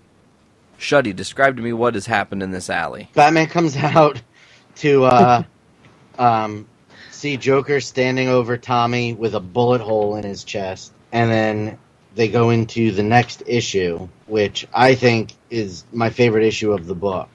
So we'll let you talk about it. Go ahead. In this book, in the next issue, issue 614, it's basically Batman just completely beating the shit out of the Joker. Flashing back to every bad thing that the Joker has done to him or to people involved in his life. The shooting of Barbara Gordon, the killing of Jason Todd, the killing of Commissioner Gordon's wife, and Batman just completely goes off the rails and is just going through all the ways that he could kill and should kill Joker right now. Catwoman comes out, tries to stop him. He basically like, "Get the fuck off of me, you ain't gonna stop me." And she's like, "I'm just trying to do what you would do for me." And he fights her to the point that she doesn't stop him. And just out as Joker's pretty much just laying in a crumbled pile on the ground and Batman's just wailing away to him, Commissioner Gordon comes in and shoots him in the arm to get him to stop, and then puts the gun to his head and is telling him to stop, that he has no problem ending it, that he won't let Batman kill. And Batman's going through all these things in his head on ways that he could kill the Joker. There was a specific page that was drawn, and I'm guessing you guys are going to know what one I'm talking about, but the page where Selina is dead in Bruce's arms, Batman and Catwoman, and then there are all these images of the Joker subversively drawn into this one panel. He's on both the walls, he's in the moon, he's back in this building. Like, you can see him just everywhere mocking Bruce, and Bruce is going, I don't want this to happen to her. I maybe love this girl, maybe I'm starting to admit that. And that would be, I can't let her die because of him, and if I can just fucking end it now and just kill the Joker, I don't have to worry about losing her. Yeah, it's a good page. It's black and white too, which is my favorite. And then again, I really like the struggle. I mean, it's not too often that we see Batman have this big of a struggle with keeping his own morality. Yeah. Batman is usually pretty strong in who he is and what he wants to do. He's not going to lower himself to do that. But after everything that this guy has done, his oldest villain, he's dealt with him longer than anybody else, and he's starting to snap a little bit, especially as he's thinking about maybe entering another part of his life, sharing it with someone. After everything he's done, he's beaten this guy to death. And he can easily let himself do it, and Jim is there to stop him, to remind him of who he is, and that even after everything, it's not worth it. I really like that interaction between Jim and Bruce and everything. It's especially the way that that whole thing sort of ends in a very white panel with Jim and Batman together. You still have a beaten, bloody mess of a Joker. I'm innocent. and then you get the awesome shot of them, the over the alley shot where you see Tommy Elliott's dead body, a beat to shit Harley Quinn, a beat to shit Catwoman, a beat to shit Joker, and then Commish is consoling Batman and saying, hey, like it's cool. Like, I'm sure there's a little dialogue there that is obviously in between the panels for those of you who have seen Super. And then we again see a band-aided man, and who the fuck is this guy? And then we get thrown for a pretty huge loop to end this book, where he is innocent, get the joke, and we see our band-aid wearing dude holding a two-sided coin with one side crossed out, very similar to another key villain in Gotham. As we move on to book numero 8. Now, book 8 is The Dead, which I found this book really interesting because there's a lot that happens, but there's not a lot that happens. You have the funeral of Thomas Elliot, and Bruce kind of reliving him and Tommy playing in the graveyards, and Bruce is trying to find the right words to say, and he's not really doing a good job because he's not a man of a lot of words. Dick is there, Tim is there, Clarence is there, Selena's there, Leslie Tompkins is there, Lucius Fox is there. You've got all these people who are there, and there's more flashbacks, and then you've got Bruce decides to go with Captain, my captain, fitting. And I do believe someone says, let me flip back to it. It's Selena that says, "Oh, please, not oh, Captain, my captain." And then, of course, he fucking does, because that's the Bruce we know. And we see Bruce say, "Sleep well, Tommy," as they lower. And I love that shot, the shot of essentially the rain onto the casket. And then, here's what I'm going to do. I'm going to lob this one to Siike, because you said you really enjoyed this. We get to see detective mode, kinda. Hell yeah. It's Bruce analyzing a three-dimensional holographic representation of Tommy and the bullet wound that he sustained, and him basically trying to fit it all together, see what kind of bullet was used, where the gun might have come from, and doing his normal thing. And also one of my favorite DC characters of all time, Dick Grayson, shows up and gets his his moment with Batman. And this issue is pretty much the two of them, for the most part, working side by side, not just trying to figure out this case with Tommy, but going over everything that's happened so far, and Batman starting to piece together that he's being played, and he wants to know how. And then there's this amazing 2-page spread of like 50 Batmobiles. There are two, which is just amazing. And there are two from there that stick out to me. There's Batman Forever, and then, well, actually, okay, so I guess it's 3. That was a really loud firework. I'm guessing the audience just heard that. Holy hell. Happy 4th of July. Happy 4th of July. So, Batman Forever's Batmobile, and then the animated series Batmobile. Also, above that one is the Batman and Robin Batmobile. And below that one is the 1966 Batmobile. Yeah. Yeah, a lot of good references. Interesting, I don't see the 89 Batmobile. I mean, I thought it was like above, but it doesn't really look like exactly it. That could be it, though. You're right. Yeah. Okay. Yeah. It's gotta be it. That's it. That could be it. Has like the nub on the front of it. The bottom spoiler by the window on the driver's side gives it away that that's the 89 Batmobile. I didn't even piece that together. Some of these other ones I don't know where they come from, but I'm sure they're a part of Batman lore. Oh yeah, there's some older iterations, especially in the back there. And sure, I really like that. If you look at it in the back, you could see the Tyrannosaurus and the penny.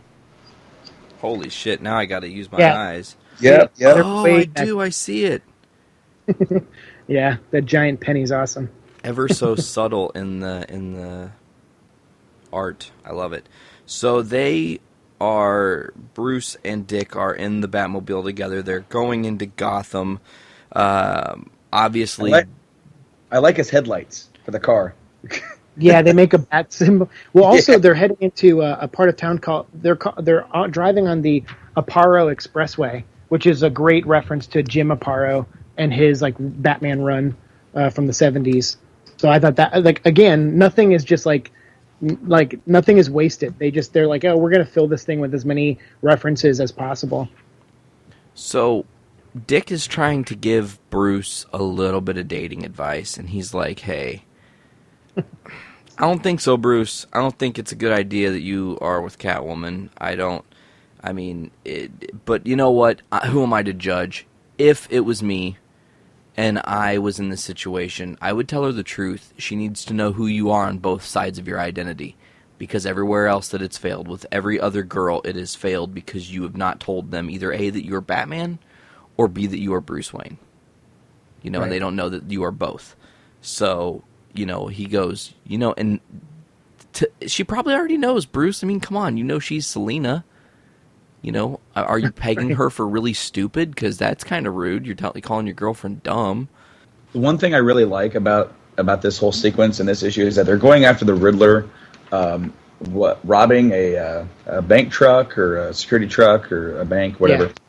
And it really seems like it's just another random event in Gotham, and it's not really related to the overall story. But as we learn later, that may not be the case.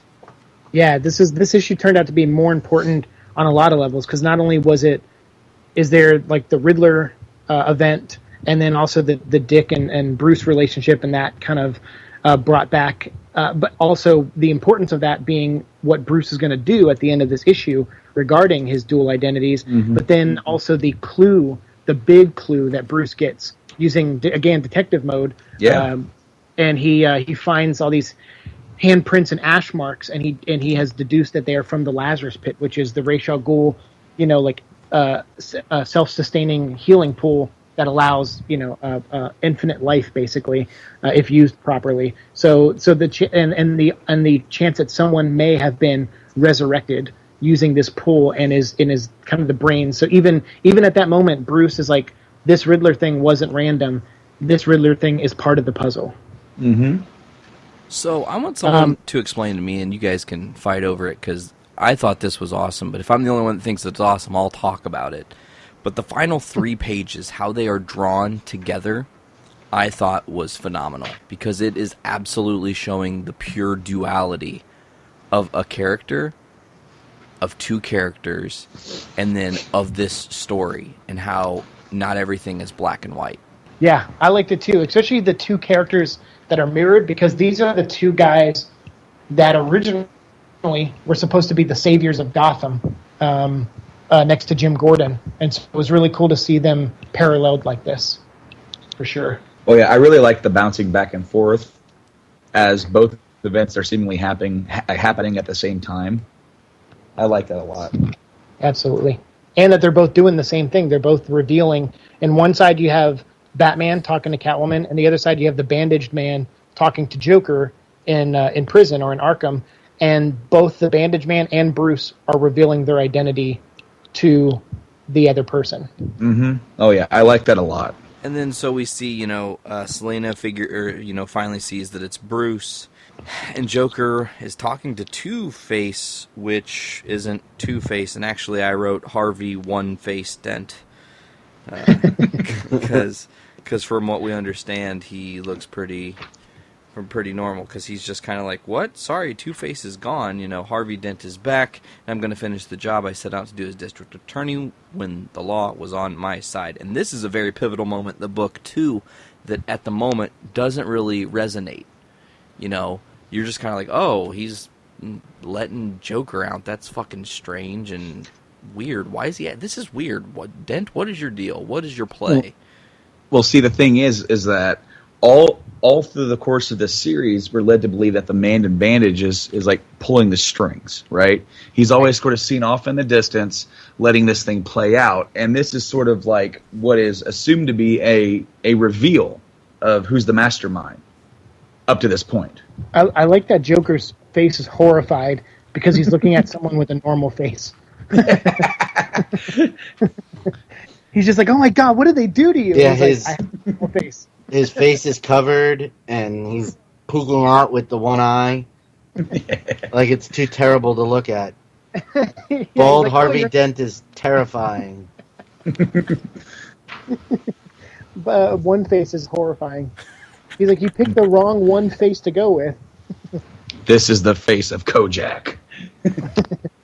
So we move into Book 9, The Assassins. Batman's in the Batwing. He's going after LexCorp 1. He locks on. He gets into the plane. He breaches the plane. He uses a jammer, and then I'm gonna kind of flow back and forth. So he uses the signal jammer so that they can't, or actually, I don't. Who is using? Is it Oracle that's using the jammer for him? I think so. Yeah. Is that who we're? I think. Okay.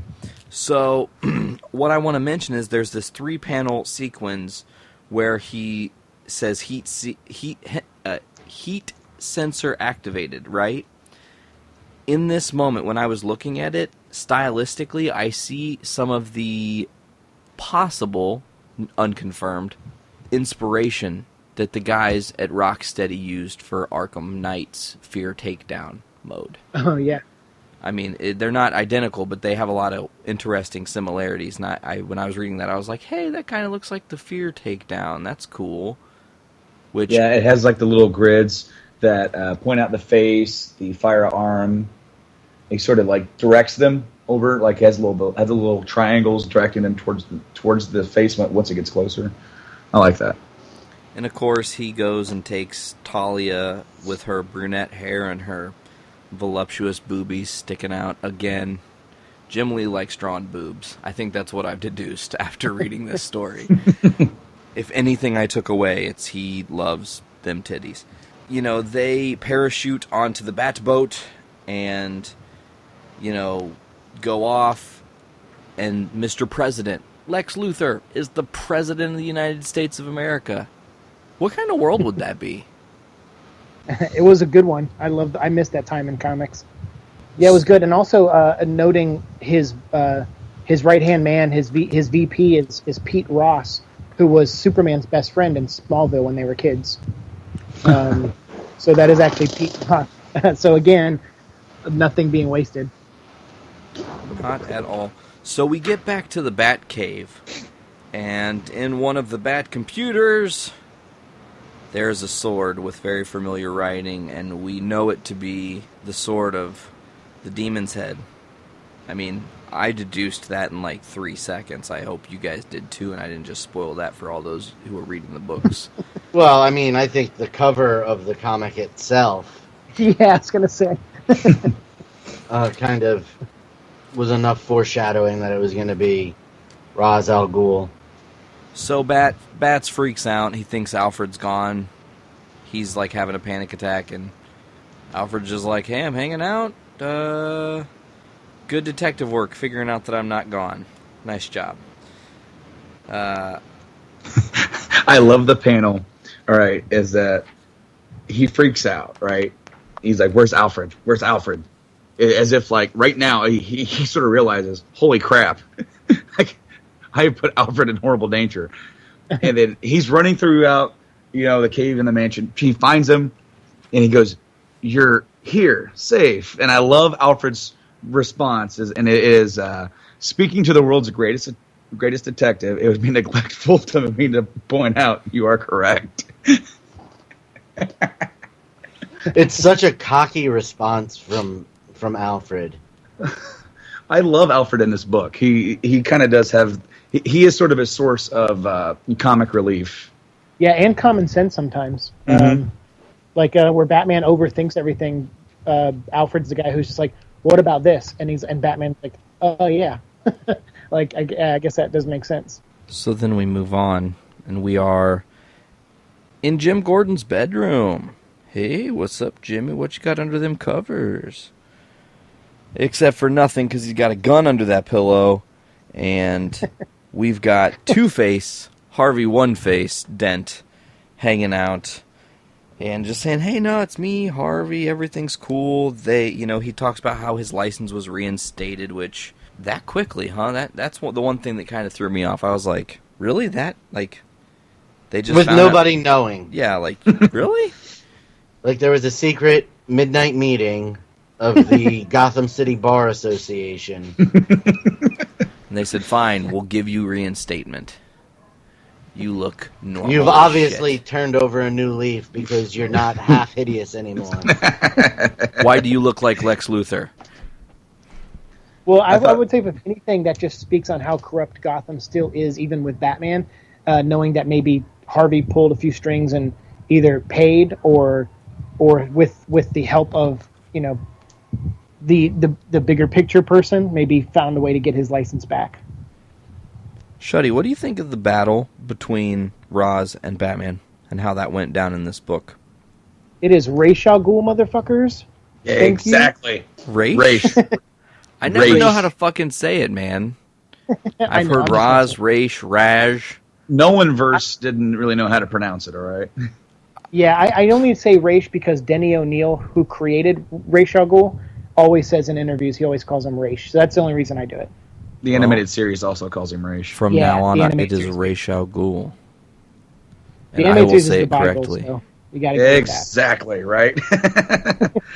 It's the third book of the Bible, Batman the Animated Series. I agree with that. Which I've just actually started watching. How did you I get Holy it? balls. I didn't watch it as a kid. Oh. It's Man, free it's on bad. Amazon Prime, buddy. Yeah, it is. Well, that's awesome. It's good. Where are you at in it? Just to sidetrack for a second. I'm about 7 or 8 episodes in. Nice. Cool. You'll love it. Now I'll probably end up watching more tonight when I go to bed. All right, so You guys- You should do an episode on that. oh, dude, we could do episodes on that series. Yeah, that's true. It'd be a month-long series. I'd be down. Whatever. We're flexible, right? Do you hear those fucking beagles, guys? God, they're excited that it's the 4th of July. I think they're excited that Ra's al Ghul's fighting Batman. Yeah. Exactly. So, Shuddy, what's up with this fight between Ra's and Batman? In it's basically he's going, okay, what Tommy told me about thinking like your enemy is how he ends up beating Ra's al Ghul, because he does what Ra's doesn't expect him to do and gets a little bit sneaky. I would say. I mean, that's probably the best word for it. Is he fights a little bit dirty, and Ra's isn't prepared for it. But Batman knows that Ra's will do the same thing if given the chance. So it's a real quick. It's only the fight itself is only 4 panels. Well, no, I'm sorry. Yeah, it's A split whopping- over a couple pages. Yeah, 'Cause the- they, Yeah, You're 'cause right. it breaks up the girl fight. Yeah, the girl fight kind of distracted me because every single one of them has gigantic tits, it and is they're a all perfect in world. extremely tight clothing. It is a very perfect world. Thank you, Jim Lee, for the perfect world. So, Lady Shiva shows up, and she is not in a good mood. And she is beating the No. fuck out of Catwoman. So, Oh, yeah. we get this nice parallel where Catwoman's getting the shit kicked out of her, Batman's kicking the shit out of Ra's. And I think it's awesome that Talia frees herself and she's just hanging out. She doesn't give any fucks. She's like, I could have left 20 minutes ago, but I knew how this played out and I wanted to see what was going on. But Yeah. Batman stabs the fuck out of Ra's. And I mean, right through the gut. Awesome. Lifts him up high. And I love how it is, he's just, Ra's is going, who from your past would you wish to come back from the dead? That's where you need to start. And they start to talk about how, or is that in the interlude? Oh, no, it's here where Ra's is saying that, Batman, your problem has now become my problem. And that's a fucking problem. Right. Yeah, he reveals that someone used the Lazarus Pit without him agreeing to it, and has defiled it in some way, and then asks Batman, who do you know that would want to come back? And obviously Batman has as many dead friends as Peter Parker. so the list is pretty long one. But I like Lady Shiva. Lady Shiva, for those who don't know, is actually one of the people who trained Batman, and she's a super deadly assassin and super awesome. And for her to come in under Ra's orders, and like Batman throughout this series, who gets kind of his ass kicked, Catwoman definitely takes a beating in this series. But it was cool to see, like you said, Talia frees herself and knocks Lady Shiva out, and is like, I'm not part of this game. Like I'm sick of games. The reason I run a company now is because I'm done with them. And she kind of sees herself out and just leaves Catwoman and Lady Shiva knocked the hell out. But Batman isn't cool with that. Batman shows up and where Talia thinks she's going to get a kiss from Batman, Batman takes Catwoman and is like, this is the one I want. This is the girl I choose. Yeah. I got a question for you guys. My graphic novel has a section called Interlude. What Mine the does fuck? too. Yeah, mine does too. Shuddy? I have the individual issues. Okay, but that's what I'm asking. You are the only... No, it's not. You're the key to this. Where does that show up? Is it at the end of a book? Is it something that was just added for strictly the graphic novel? I believe it's just for the graphic novel. What does it include? Because mine ends with Talia asking Batman if she's worth it, and Batman saying yes. Okay, And so... then Do you want the history of the interlude? and then the next issue starts with Catwoman and Batman in the Batcave. Okay, that is the interlude then. oh, no, see, I have a different interlude. My interlude is Catwoman and Batman in the Batcave, but Alfred is working on Batman, who's fucked up after the fight. Yeah, that is not in my... And they reference in another flashback previous fights with Joker, previous fights with Two-Face, but more specifically a fight with Catwoman where she scratched the fuck out of him. It's And- the history. Oh, go ahead. Sorry. Oh, I was just going to say, she just says one funny line that I wrote down in my notes, where she says, you can't imagine how difficult it was to get out of that old costume. Or maybe you can. Yeah, according to Amazon, what the trade paperback includes is a 6-page segment that was in Wizard number Net. 0. Oh. Yeah, Wizard when this book was coming out, Wizard sales were kind of starting to drop at that point, and so they were trying to do exclusive things that would be in the book. And so since this was the #1 comic that year, they had Jim Lee draw this 6-page interlude that you could only previously get if you bought that Wizard magazine. Man, I love you guys having all this awesome knowledge that I don't. I'm like a sponge. Soak it up, baby. But yeah, it's a really good page. It was worth buying the graphic novel for. They did the same thing with the first graphic novel. They did a 2-page retelling of Batman's origin story drawn by Jim Lee in the first volume of the graphic novels. So they definitely knew that they had a hit book here, and they did everything they could to add to it and make it bigger and more interesting. I like the little dialogue between Catwoman and Alfred. Yeah. On the last page of that. I like that a lot because it's like those two characters don't have a whole lot of interaction. And it's Alfred as someone who has cared for Bruce, pretty much since even before his parents were killed. But even more so afterwards became sort of like a surrogate father. And basically they have this neat little conversation. And it's almost like they're having a good conversation, but he also is sort of warning her in a way.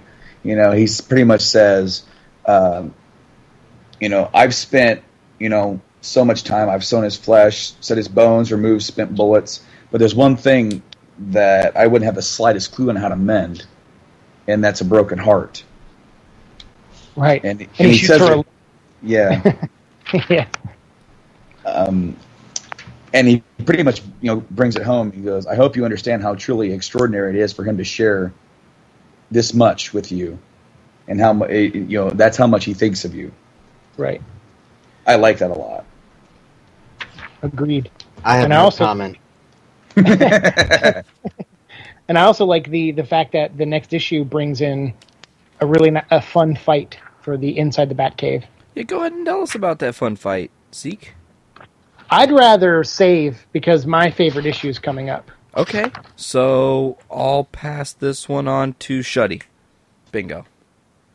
Well, 2 pages into this issue, Catwoman realized they're being watched by somebody, and it's Robin, a.k.a. Tim Drake, and they start to beat the hell out of each other, and Tim Drake almost seems like a mouthy little brat the way he's going after her, egging her on, and Batman lets him actually.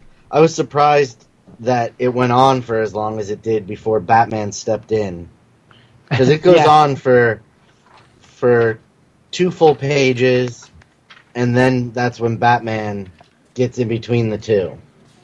Well, Batman's under a computer, so it might have taken him like a couple seconds to get his beaten ass up. But then when he does get between them, you see him, and he's holding Tim Drake off the ground by his collar. Yeah. He saved his energy. And it pisses Catwoman off that Batman basically tells her to stop and that it's not a request. That it's not open for debate.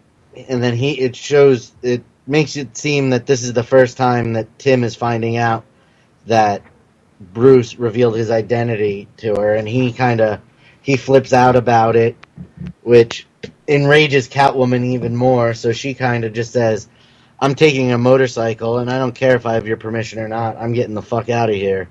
And she takes off after some more bickering with Robin, and basically her telling him that if he comes after her one more time, she's going to end him. And then after she leaves, you see that this was all part of Batman's plan to see how she would react. Exactly, and I loved that, do you think she bought it? Of course, Batman says there's only one way to find out. And then we get to cut to the scenes where Catwoman is flying on this Batmobile. Seems like she's doing like 127. That's really fast on a motorcycle when it's raining, just saying. and she catches up to Huntress, and Huntress is acting weird. Something's not right. She's also drawn very voluptuously. Let's keep talking about that. So then they start to fight. And again, Catwoman just left and right, getting the shit kicked out of her, kicking the shit out of people back and forth. Batman's watching in the wings, and he's like, fuck this, I gotta go stop this right now. Let's handle this as soon as possible.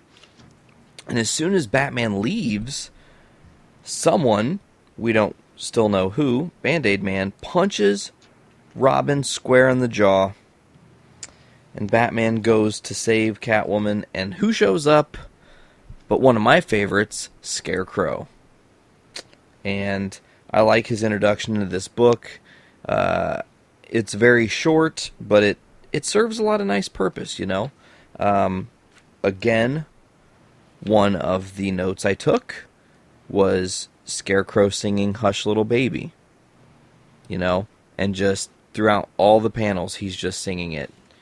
And you're just reading it, and they're back and forth, and he tries to use the fear toxin on bats, and it doesn't really work. And then he unmasks Crane, and is just saying, you know, you did the profile work, used your expertise as a psychiatrist to exploit what they all wanted. The Joker, Harley Quinn, Poison Ivy Killer, Croc Huntress, Catwoman. Me. And then, man, this was such a fucking huge moment. The first time I read this book, guys, honestly, when I got to this point that I'm about to talk about, I was overwhelmed. Like, really? Did they just do this? Like, did they really make... This is a really bold move. And then, of course, you know, you read on and you come to understand that it's not what it seems. But here we are again. The bandaged man. And he's just straight up unmasking. But who's under it? Other than Jason Todd, the former Robin who was murdered to death by one Joker. And this is the line that I wrote from this book. Life's just a game, Batman, and this time you lose. What a sick way to close it out. And I love the imagery of that panel of Robin being held by Jason Todd's character. And the first full glimpse at that outfit, which comes to be very iconic later on. That's right. And we move on to book 11. Siike, is this your book that you wanted to talk on? Oh, this is my book. I'm going to let you take it away, bro. Well, Jason Todd was the Robin that was Robin when I got into comics when I was a kid. He was Robin for about maybe a year after the Crisis, which is the comic book that got me into DC Comics. And he died. And, not too long after the Crisis. Like, he was maybe around a year, maybe 2 years. And we had to call in and vote. Like, if you called one number, you saved his life. If you called the other number, you were getting him killed by the Joker. And, of course, the outcome was that the fans voted. They didn't like Jason. He was a brat. He didn't follow Batman's orders. He was almost like Damian 1.0. And at that time, people didn't want that. They wanted a Robin like Dick Grayson, even though Jason Todd was like Dick Grayson, and everyone didn't like him either before the Crisis. So Jason is my Robin. And when I saw that, and this was one of the things online, people started guessing. People were like, you know, Hush is Robin, Hush is Jason Todd. That's the big reveal. Everyone started guessing and, you know, and everything. And so Jeff Loeb just straight up was like, all right, well, I'm going to mess with you guys. And that's what he does in this issue. And we open up with Jason Todd with a batarang right at Tim Drake's throat. And he's calling him Pretender, and he's taunting Batman, and he's saying, don't you get it? Like, the wheel that got shot out, that was the wheel Jason Todd stole from you when you first met him. You know, like I was, you know, like you were, when you got your batarang clipped, or your grapple hook clipped in the first issue, you fell into Crime Alley, which is also where you met me as Jason Todd. I was standing up on the Robinson building, you know, behind the Robin sign. All these things he was trying to tell Batman, like, I've been playing you this whole time. I know your weaknesses. I know how to get into the Batcave. I know this. And he's totally got Batman convinced. And Batman is freaking out. And you actually see Batman kind of losing it a little bit. Catwoman interjects to help Robin out. Tim Drake takes a shot at Jason, and then Batman and Jason pretty much go toe-to-toe. And Jason's a little bit older. He's got a white streak in his hair, and he is fighting Batman and winning, and almost easily. I mean, Batman gets a few shots in, stabs him in the leg with a batarang, but Jason is as determined to beat Batman as Batman has been determined to fight like the Joker in the alley in issue 6. Like that's how this fight's really brutal and goes head to head. And what I love most is the conclusion of the battle. But I'd love to hear what you guys all thought of like of the battle and the reveals of Crime Alley and the tire and all that stuff. I'll start. So one thing I want to mention, and we're going to get back to this, is as I'm reading this for the second time and I'm being a little more submersive, and then a third time I read it. My third time was this time when we were prepping for this show. So the third time I'm reading it, I'm really noticing shit that I never paid attention to before. And right after the Hush splash page where they say Chapter 11, the game, and Jason screaming, "How could you let me die?" The very next page, it seems that Jason Todd has taken a page out of Nightwing's fighting style. And that kick is very, very similar to a kick we see earlier when Nightwing is fighting with Batman against the Riddler and his goons. And as soon as I made that connection, I was like, huh, okay, that's cool. But, see, I would love, honestly, if somewhere in the annals of the comic book histories, if they did bring Jason Todd back to this crazy version, full on, not quite himself. Because I know that there is Jason Todd the Red Hood? Yes. Yes, and actually I have something very important to tell you about this issue, but I can only say it after the reveal. Okay. So, to me, everything that was happening in this book just was like, holy shit, this makes sense. I can't believe I never would have deduced that Jason Todd comes back this way, and that he is killing Batman, except for, like the Wicked Witch of the West, it's raining, and slowly we see Jason Todd melt away. Yeah, I really like this issue because it's pretty much a false reveal. I mean, yes, they get you worked up and thinking it's all coming together. Holy crap. But it's not really, and the whole, story, this is all part of it still. But it was so about getting inside Batman's head. And I absolutely love the idea of the false reveal. The first time I read this book, I flipped out, especially when it turned out to be a false reveal. I went, holy crap, there's more? Yeah, and of who of all people to do a false reveal is someone you wouldn't have even expected, being the shapeshifter Clayface. Super brilliant storytelling. I mean, just it really is. Yeah, very subtly utilizing a huge, great character in Batman's mythology. One of my favorite things about this book specifically was the flashback picture where Bruce says, "I could never forget you," and it's Jason Todd and him swinging into fighting crime together. It's kind of an emotional splashback, if you will.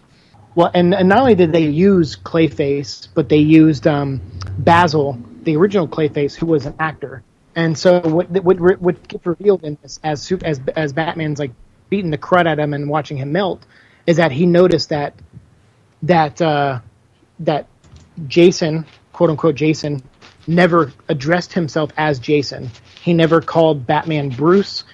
So there was little details that Jason would know or Jason would say, and those were what eventually gave away that this wasn't Jason to Batman. He was like, no, this was an actor who was told what to look like, because they were saying like, oh, why, like his moves were exactly like Nightwing's. Batman reveals like, yeah, he fought like Nightwing, which is why they felt familiar, but not as familiar, say, if they copied Tim Drake's fighting style, because that would be too fresh in Batman's mind. So they were careful about that.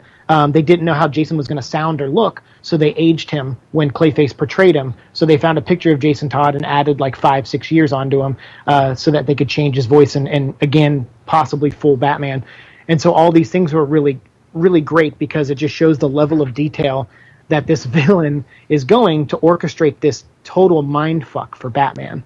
Yeah, to elaborate on what you said about how he would have called him Bruce, it makes Batman think whoever is doing all this knows who I am, but did not tell. Right. Did not reveal it to certain people. And I oh, go ahead. Sorry. Oh no. By all means, go ahead. Well, I was just going to say, so the one important thing about this issue is at the beginning, Jason is in the graveyard with Batman, and then he runs off, and then Batman goes in pursuit, and then next time you see them, they're fighting on the roof near the church. So if you read Under the Red Hood, which is a really great book by Judd Winnick, if you read Under the Red Hood, you'll actually see there's a book in there called Batman. It's called Batman Annual 26. That's all right. This train is trying to destroy our podcast. Holy shit. It actually doesn't show up on the show that much. Your microphone does a good job of cutting it out. I'm sure it is heard a little bit, but it does come over on Skype a lot louder. I'm sure. I'm sure. On the show. So, Siike, let's give that one more go about Under the Red Hood. Well, this is just a side note. So in Under the Red Hood, there's an issue in the trade paperback called it's Batman Annual 26, I believe, and it's a one-shot issue where you actually find out that the Jason in the graveyard holding the Batarang to Tim's throat is actually Jason Todd, and that when he runs off and leaves the graveyard and Batman catches up with him on the roof of the church, that is when he and Clayface switch places. Oh. What? And the reason they did that was because originally in this book, Jason was supposed to be Hush. And because people were guessing it online, Jeff Loeb decided to throw everyone a curveball, and he switched it up and gave us, I thought, a really great ending. Still, but Judd Winnick was already started writing his Batman run at this point because he's one of the people that followed the Hush run after Brian Azzarello did. So he had already started. So he wanted to keep that in there, that Jason was physically there, and that Hush and Clayface based their look off of Jason. So technically, you are holding in your hands the return of Jason Todd. Huh. Yeah. That's fucking awesome. So that was a side note. That was the reveal you had that you needed to wait till the reveal to reveal. I wanted to wait till we revealed that was Clayface before we talked about that part, yeah. Hell yeah. So then we get back to the clock tower, which Arkham Knight, I love how they have the clock tower. Awesome. With Oracle and Batman talking, and he's starting to put some stuff together, but Barbara says, hey, I figured out something. And it's this electronic relay that's been hidden in computers in the cave for a while, but check out what I can figure out with it. And Batman gets some stuff set up, and he meets with his old friend Harold, who's worked in the Batcave before, knows the reality of who Bruce is and everything. And they, they're having this conversation about, this guy that said he could fix and help Harold, because Harold was a mute, and he looked disfigured and deformed. And he's just saying to Batman, forgive me, regardless of how far this has gone, I kind of always figured no matter what the odds were, you were going to be the guy that came out on top. Batman's like, hey, Desire, I understand. We're on the same team. Who approached you? Who was the guy that... And as soon as he goes to say it, Harold has been shot twice in the head. Well, or in the head and the chest. So, shot twice, head in the chest. And who do we see as the reveal on the final page of the 11th book, but our bandaged man officially in front of Bruce, as far as we know. And one thing you notice, he's got something around his neck. But anyways, go on. That's what I was going to say. He's got something a little bit ominous, if you pay attention. Correct. And I love the final line of the book, and I actually wrote it down, but I'm looking at it now anyway, so I'll just read it. What is a friend? a single soul dwelling in two bodies. Bingo. And then we come to the finale. The final book. This book is very fast-paced. Yeah. It starts very slow, and it just builds to a fucking non-stop locomotive train of awesome. Who wants to start the beginning of the end? Brando does. Ooh, Brando. Brando does. They start the book off with him sort of flashing back to, when he first kind of met Harold and kind of took him in. What does it say? He was working for the Penguin, and he was, as you said, a mute. Batman saw his skills and put him to use, and he's pretty much thinking about this as he's being confronted, by the bandaged man. And he's also still quoting Aristotle, by the way, as he's shooting at him. And Batman is counting how many times he's shooting him, because he's got what, 245s, right? And he's dual wielding, kind of like Agent 47. He's sort of just shooting as Batman's kind of doing his thing. And finally we get the the kick right to the face. He's sort of like with every hit, talking to himself and everything, and then he notices the lifesaver around his neck. And of course, that is something that that Harley Quinn took earlier, and then that whole thing happened with Tommy being killed, or so we think, right? And I absolutely love it because he's getting very frustrated and gets loud and says, "Who are you?" And of course, the answer is really sort of like right in front of him the whole time. And there's one line, man, that just fucking sealed my fate for how much I love this book. I was never angry that your father let my father die on the operating table. It was that he let my mother live. And you're just like, wait, what? You're fucking sick as fuck, dude.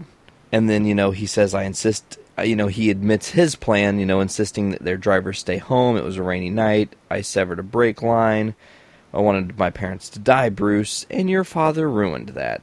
So this kid just wanted to be rich.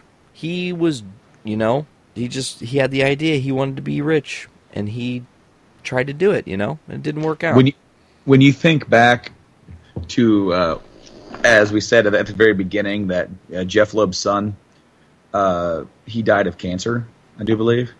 It's a bone cancer. Yeah.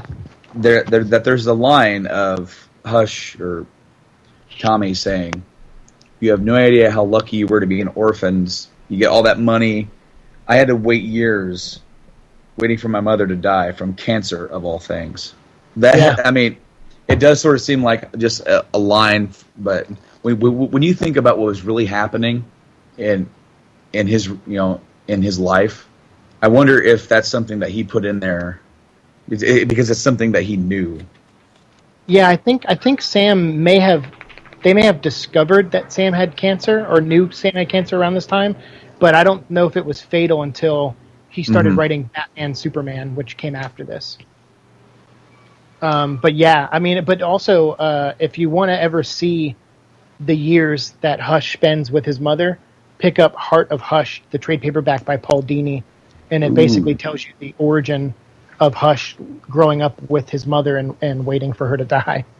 That's awesome. Paul Dini's a great writer, too. Well, Heart of Hush was part of the Batman Rest in Peace story. R.I.P. Yeah, exactly. Yep. That I did read, because that's when I got back into comics, was at the right then when that all started happening. See, and I fucked up and bought Hush Returns over Heart of Hush. Now I wish I would have done the other one, because I don't think Hush Returns is very good. I don't think I even can finish it, because it's just kind of like, oh my god, this story just drudges on for 10 years. Shut up. I got a great Heart of Hush story I'll tell at the end of this. Sweet. I mean, a return of Hush Returns. I mean, I'll tell at the end of this. So, Harvey Dent, man.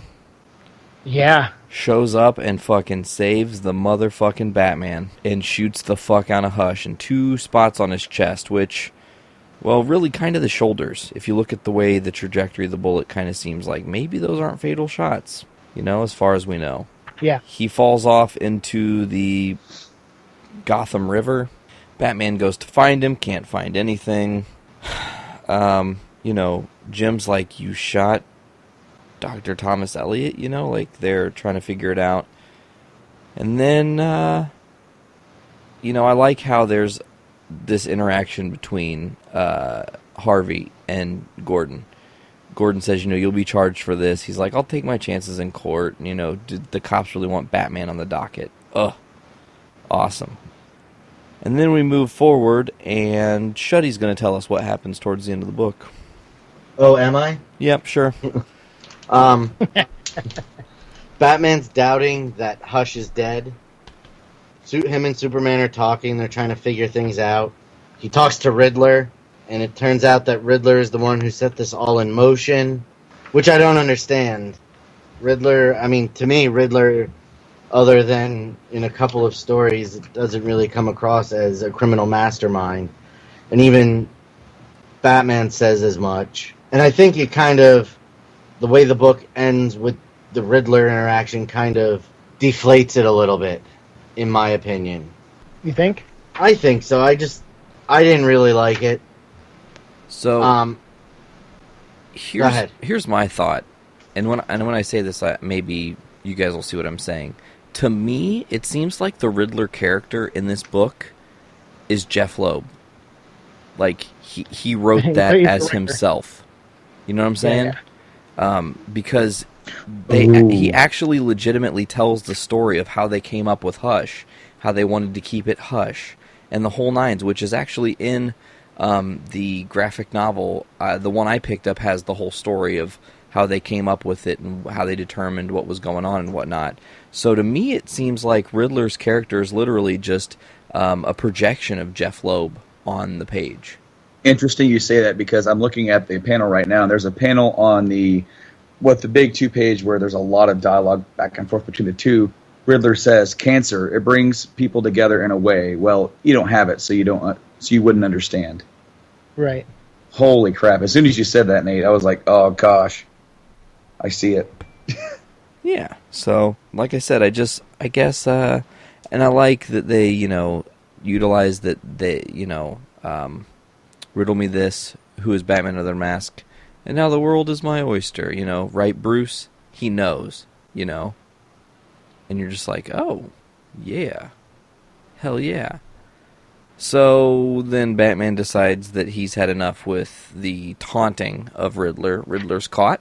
Riddler's going to Arkham for a while, and he's going to be locked up for a long time, and Batman's like, fuck this, I'm not taking this, I'm going to at least get one punch in. He's the only guy who really didn't get what he deserved out of all this, Yeah. I do really like that. Oh, go ahead. The panel where the guard comes in, and he's like, what happened? And Batman goes, he fell. Yeah. But I also like when he reveals that he knows Bruce Wayne is Batman. Batman, without even hesitating or flinching, just gives him a riddle of his own. And Riddler's like, what do you mean? He goes, everybody knows the answer to that riddle. And he goes, exactly. He's like, so why would you ever tell anyone? Because basically Riddler was like alluding to maybe blackmailing Batman with the secret. And Batman's like, look, before you even go down that road, I know you're not going to tell anyone because you like being the one with the answer only. He's like, it's part of your like sickness. And then he goes, also, you used Ra's al Ghul's pit without him knowing it, which means that you're going to go to jail, but chances are he's going to send an assassin to kill you in jail. Or he'll send the entire league. Yeah, and he's like, you won't know my secret for very long, you dumb motherfucker. Go ahead, Brando. Before we get too far, did we ever explain when it said that Harvey shot Tommy Elliott? Oh yeah, they didn't. We didn't talk about that. No, but yeah, go ahead. Okay, because whenever he shoots, Tommy, and he falls in the river, and Batman goes after it. He goes, I knew Joker was innocent, and Jim's like, you shot him? He goes, yeah. Well, there's not a lot of vital organs you can hit when they're made of clay. Right. So Clayface also doubled as Thomas Elliott that night. Right. Yeah. And I didn't think that we mentioned that, but I wanted to bring that back around because we did not say that. And then, of course, there's a conversation with Batman and Superman in the cave where Batman figures out why he thought of Thomas Elliott in the first place when, he at the beginning of the book where he fell and fractured his skull. And that's because every time he would use the Bat computer, there would be a little holographic subliminal image that would flash Tommy Elliott's picture, and he would never really see it, but it imprinted in the back of his head. And when he was hurt, when he was thinking of someone who could help him, he instantly thought of Thomas Elliott. Right, exactly. And again, that's to make it look more natural that Bruce chose to bring Tommy back into his life as opposed to being played. Mm-hmm. Yeah. Again, just well orchestrated. My only downside about the ending is that you don't really. It's kind of left with everybody telling you that the bandage man is Tommy, but he actually gets shot and thrown into the river with his bandages never coming off. Yeah. Everybody else sort of reveals who's underneath the bandages except for Tommy. Right. Like he never gets even a chance to give himself up at the end or reveal himself at the end, except with the knowledge, like him just saying like, oh, like Thomas Elliott is upset that his mother lived and his father was, his mother was saved by Thomas Wayne. So he has information. But again, I remember after that book came out, there were people talking online like, it's not Thomas Elliott. Like they're going to do a sequel and you're going to find out it's not Tommy. And obviously it is Tommy, and it was confirmed 100 times that it was. But I remember I was like, a little bit more closure would have been better, I think. Yeah. But I have a Visual question. closure. Yeah, visual closure. But that character went on to have a really good life in comics. Hush Returns sucked big time. It lasted 25 issues. So that trade you got is only the first 6 where he's after Riddler. But it becomes this whole mess of a story where he got involved with like war games and that big crossover. And then he like put a bomb in Joker's chest, and then Joker put a bomb in Tommy's chest. And then they like threatened to blow each other up and everything. And it was such a bad storyline that Paul Dini was like, you know what? I'm going to come in. I'm going to take this character. I'm going to add new life into him. And I'm going to totally like give a solid origin and wrap up the threads between him and Catwoman and Batman. And then when Batman and R.I.P. when Bruce Wayne disappeared for a year, Thomas Elliott was posing as Bruce Wayne. And I was getting ready to ask that because after reading this graphic novel the few times I had, the next time I saw Hush, which actually made me go buy Hush Returns, and instead of doing any research to find out which was a good story to read, I just saw Hush and went, oh, it's got to be great, which was a mistake. But my next exposure to him was in Arkham City. He's a hidden side quest that's hard as fuck to complete, and then once you complete him, it's revealed that Thomas Elliott looks like Bruce Wayne. And so that happened in the comics? Yeah, also, a quick thing in here, Paul Dini also wrote the first 2 Arkham games as well. Yes. And Paul Dini became a really big fan of the Hush character and wrote him into Arkham City. And I don't want to spoil anything for Arkham Knight, but maybe there's some references to the character. Oh, I can say an Easter egg that's not a spoiler about Hush. Okay. So there is a hospital in Arkham City. Have you guys seen the hospital? Mm-hmm. Oh, yeah. It's got a giant Elliot. H, the Elliott Memorial Hospital, but that H, that's the Hush logo, no question. Yeah. I mean, it's right there in front of your face. Yeah, it's pretty awesome. There's some good references to our to good Hush. friend Westicles found a Booster Gold one that I still haven't found. Oh wow. Yeah, there's a Booster Gold poster hidden somewhere in the game. Nice. Yeah, there's a lot of stuff. There's that game is just littered with a bunch of great references. There's a club called the Black Canary. There's Queen Consolidations is there. There's a lot of cool stuff. Cord Industries. Seek, Yeah, should I tell these guys my theory? Because I'm not too much further along in the game than they are. Well, let me ask you this: did we wrap Hush? Because I just want to say, if I could rate that book, it's an easy 10 out of 10, and I recommend any Batman fan who hasn't read it to go pick it up. Well, I know when we told some listeners, hey, we're doing Hush, some of them have contacted me and been like, hey, I've never read Hush, so I went out and bought it, and I'm getting into it. So for you to say it's a 10 of 10, I easily would give it like a 9. nothing really wrong with the book. It hit on all cylinders for me, but nothing is perfect. So I see flaws in everything. Sure. I am going to also give it a 10. Yeah. We're best friends. I'm going to give it a 10. Now, see, before this book, my favorite book was The Dark Knight Returns, for Batman anyway. This book, and now I'm not going to detract anything from Dark Knight Returns. It was still one of the first Batman stories that ever, just as I'm reading it, captivated me. This book does Batman so well. This book is the quintessential way to write Batman, in my opinion. Yeah, I agree. 100%. I think that it's the quintessential way to draw Batman. Oh, you beat me to it. Yeah. Fucker. I mean, I think the way that Jim Lee drew Batman for this story is how Batman should be drawn. And I've been drawn to his art in the New 52 series because he draws Batman so well. Speaking of that, Shuddy, you submitted, as we all know, that one of the top 25 lists we did, and I specifically used a image from Hush. I think it was a cover for your top 25 that I made up for our Instagrams. I don't know if you caught that or not, but yeah, I think it was a Jim Lee Hush image, right? I'm pretty sure. Or yeah. Batman image. Yeah. Strangely enough, I was thinking about those lists, and shockingly, not a single person voted for Hush. But in retrospect, why the fuck did I not vote for Hush? Again, reading this, I'm just like, he's like my favorite character. He outsmarted Batman, He really just, he took Batman to the limit. Yeah, absolutely. Even to the point where even at the end, Batman still was like the reader was like, but was it Tommy? He was like, but I don't get it. All the pieces aren't there. I will say I'm going to recant my vote, and I'm not going to give it a 10, but I thought about it for a second longer, and I realized that, okay, I'd give the overall storytelling a 9.5, and the art is a 10, so I'm like at 9.75, I guess, if that counts.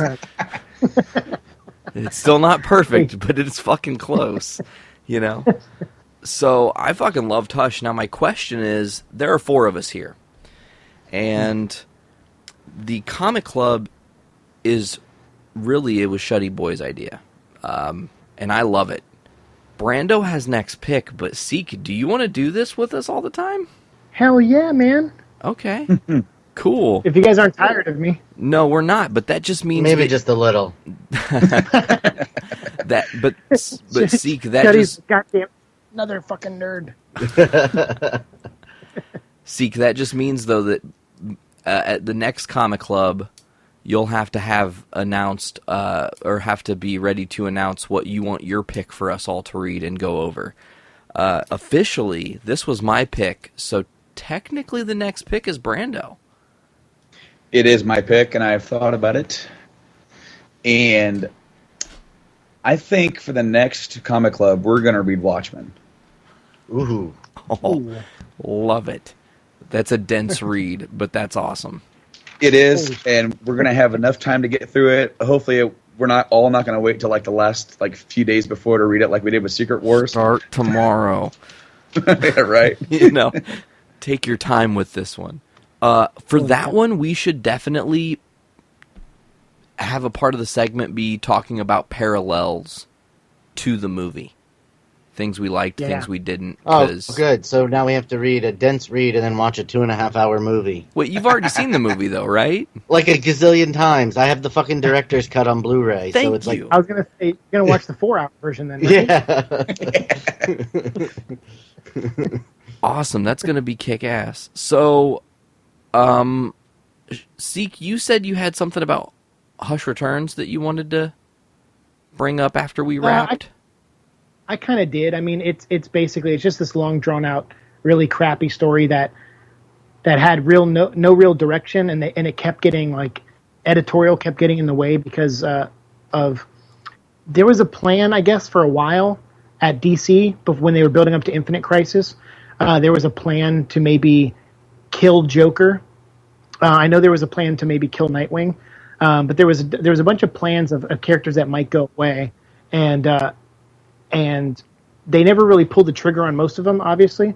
But since they didn't know what was going on, books like the Batman books, if they weren't like done by one of the main writers, they suffered a little bit. Same with like Superman and other things, because they weren't really kept in the loop on a lot of stuff. And so that Batman book, especially, it was called Batman Gotham Knights. That one was definitely the lower end of the Batman books. It had probably the slowest sales, even though they brought Hush back into it. And before Hush came on, Hush Returns, it was like a book that told out of continuity Batman stories, kind of like Legends of the Dark Knight. And then when they did Hush Returns, they're like, all right, we're going to bring this book into the current timeline for the first time. And unfortunately, it just didn't help. And because there was no real clear direction on the story, it just really suffered. So that's why I was saying like Paul Dini took a real deep interest in that character, and because no one else was interested to write him. So he came in and was like, all right, well, as a part of my RIP story, I want to bring Hush back. And Hush, again, returned with bandages, and the big reveal was that Hush had a Bruce Wayne face at the end of it. And then after Bruce Wayne, quote-unquote, died in RIP, Tommy Elliott pretended to be Bruce Wayne, but being closely watched by Red Robin and Alfred and Lucius Fox. So they would like write his speeches for him and have him go to conferences and speak as Bruce Wayne, and then put him in a limo and take him right back to a prison cell at the bottom of Wayne Tower. So it was really cool to have like, so no one questioned where Bruce Wayne was the whole time he was dead, because technically Tommy Elliott made the mistake of wearing his face and being captured. Fuck. I'm excited. I gotta go get that now. I'll be checking that out. So what's your theory on Arkham Knight? All right. Shuddy and Brando, do you want to hear this? Sure. Go for it. Okay. And maybe this is because what we were reading mixed with playing games late into the night when my delirium sets in, probably maybe made this me drawing comparisons and stuff in ways that just don't make sense. But I personally think the Arkham Knight is Thomas Elliott. And that's going to be the reveal at the end of the game. The reasoning. 2 simple moments. One, I won't mention how or why or what, but there's a side quest that kind of seems to kind of gloss over a character who I thought was much more important. And then there's a very specific line that the Arkham Knight says that I referenced back in book, was it 2, where he says, as long as you can't think like me, you'll never beat me. As far as I had ever heard, that line was more specifically only ever said by Thomas Elliott. So that's where I drew the parallel. So those are 2 very small, tiny things that I scoped out to put this half-cocked theory together. But I still, that's the best guess I have, because the other people that I've kind of thought to possibly play that role just don't make sense. It's not going to be Bane, is all I'm saying. See, and I'm thinking it might be Jason Todd. That would be interesting. That's kind of where I was leaning as well. What makes you think Jason Todd? Because all the references to knowing how Batman operates and how Batman fights. Oh, gotcha. And also the inclusion of, like, the gun as well, because I didn't pre-order from GameStop, so I didn't get the DLC for Red Hood, but I do know that I did see the trailer for it, and that character also fights with a gun.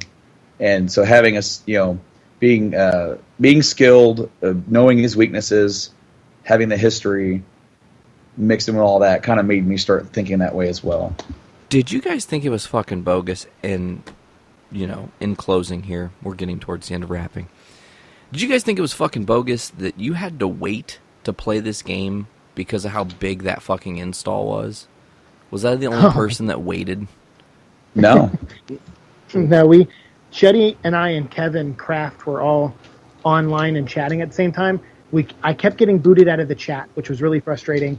And then the download was taking like 6 hours or something. And so Shuddy, Kevin, and I decided to play without the online capabilities, which also made being on chat even more impossible.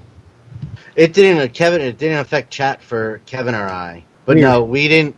We played it, and the download finished in the background. I couldn't sit around and wait for it. Like, it was bad enough I had to wait for the fucking PlayStation to update when I plugged it in. Oh no. Oh yeah, because That's- you got the special edition. Yeah, there's no reason that on the day the goddamn thing is released that it should take a 15-minute software update. Like, you fuckheads, you're releasing this special edition game. Let's wait a couple of days to update the firmware. I will say that that's what frustrates me about next-gen games. So far, I have not had one good experience with a next-gen game, and the reason being is because every time you buy one or every time you try to play one, you need some damn update for it. It has to keep track of your score so it can share with people online and all this other stuff. And I'm like, man, I remember the days where you could just put in a disc and you could just play the damn game, and it was fun. And if there was bugs, there was bugs, and that's how it was. But now, like, I just feel like you're paying $60 now to beta test video games, and that Almost. it pisses me off because I'm like, guys, screw you so badly on a lot of this. Yeah. Especially when the game comes out really broken, like what happened with the PC port for Arkham Knight.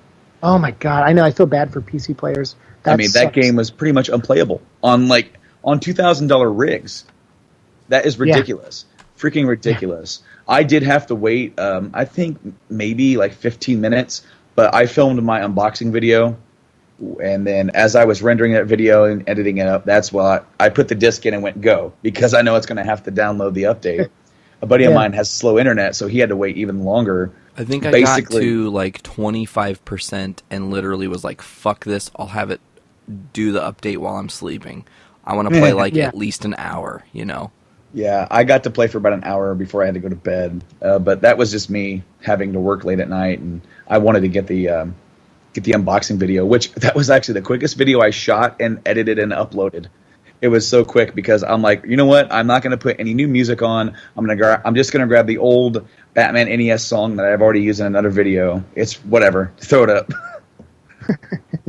No, that video is awesome, man. I got to look for that link for that video. I love unboxing videos.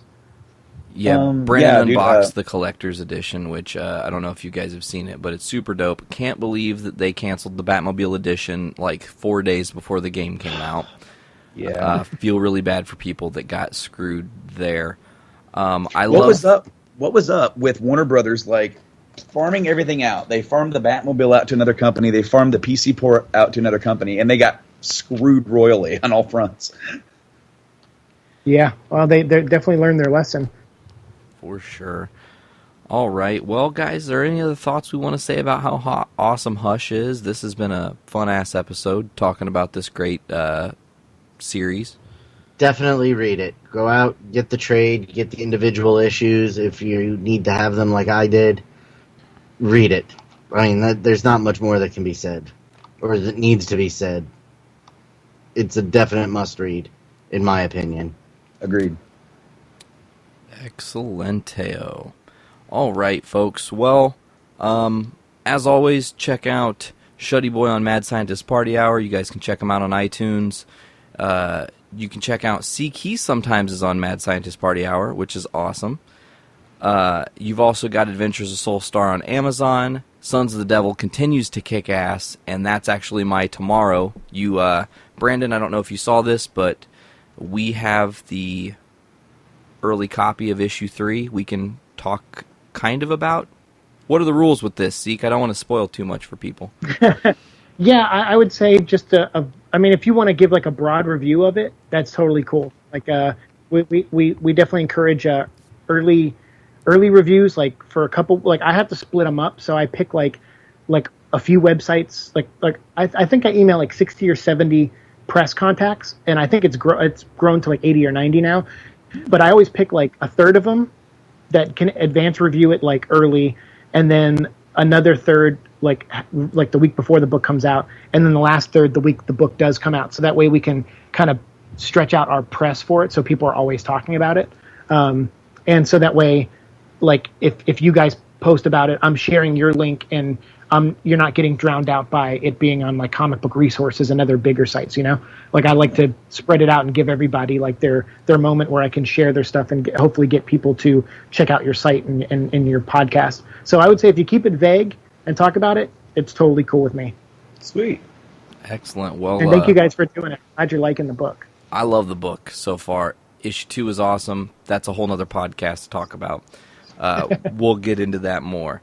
So, as if you guys go ahead. If you want to interview Brian Buccellato after Comic-Con, let me know. I'll try to set up a Skype call. That would be fucking awesome. All right. I would absolutely be all for that. Cool. So, I like Hush. This is awesome. The next time you're going to hear Journey into Comics is the weekend after the 4th of July. So, you guys are hearing this on the 4th of July. The weekend after, I'm going to be sitting down with my buddy Anthony. We're going to start talking about the Walking Dead comics. I kind of let up on comic reading. Sons of the Devil brought me back in. Now I started reading Walking Dead again, and I caught myself back up, and that is just getting even more fucking insane. And they keep taking twists and turns. So me and Anthony sit down and talk about that next week. Other than that, guys, I want to thank Brando for coming on the show, as always, as my co-host. Thank you, sir. Hey, man, I'm glad to be here. I'm glad to be actually reading a comic and talking about comics for once. Hell yeah. We kind of had a couple weeks where we kind of talked about some other stuff. You know, E3 and all that stuff is pretty big, too. So did the 50th. Thank you guys for doing the 50th. Oh, yeah. Great episode. Yeah, no problem, dude. Anytime. I think I determined that I want Wes, Shuddy, and Siike to have a nerd off because they're like our 3 superstar knowledge guys for stuff. And come up with hard, just based on comics questions. I yield already. I'm a liar. I actually don't read comics. He's like, I just print out expensive. Yeah, exactly. Okay, so then I'm not done thanking people, obviously. I want to thank Shuddy. Thank you for coming on, doing this comic club. This is your brainchild, man. We're just doing it how we do. Well, I'm glad that you liked the idea. I have a blast doing it. I can't wait to do more. So thank you for allowing me to kind of inject myself into the Journey into Comics family. Hey, you guys are all part of the family. And Siike, thank you so much for doing this episode. I can't wait to hear what your pick is for the 4th comic club, because the next one we're going to do, as we said, is The Watchmen, a dense book. If you haven't read it and you're going to want to tune into that episode, maybe want to start that soon, because it's a heavy read. It's a lot of content in those books. I already have one. I Oh, already have a choice. then let's hear it. Yeah, you want to? Why not? Let's just go for it. Spider-Man: Kraven's Last Hunt. Ooh, that's a good one. Awesome. There's my all-time favorite Spider-Man story. I have the single issues, I do believe, of that run. I'll need to double-check that. I feel like that's like, what, in the Spider-Man, or Amazing Spider-Man 600s? No.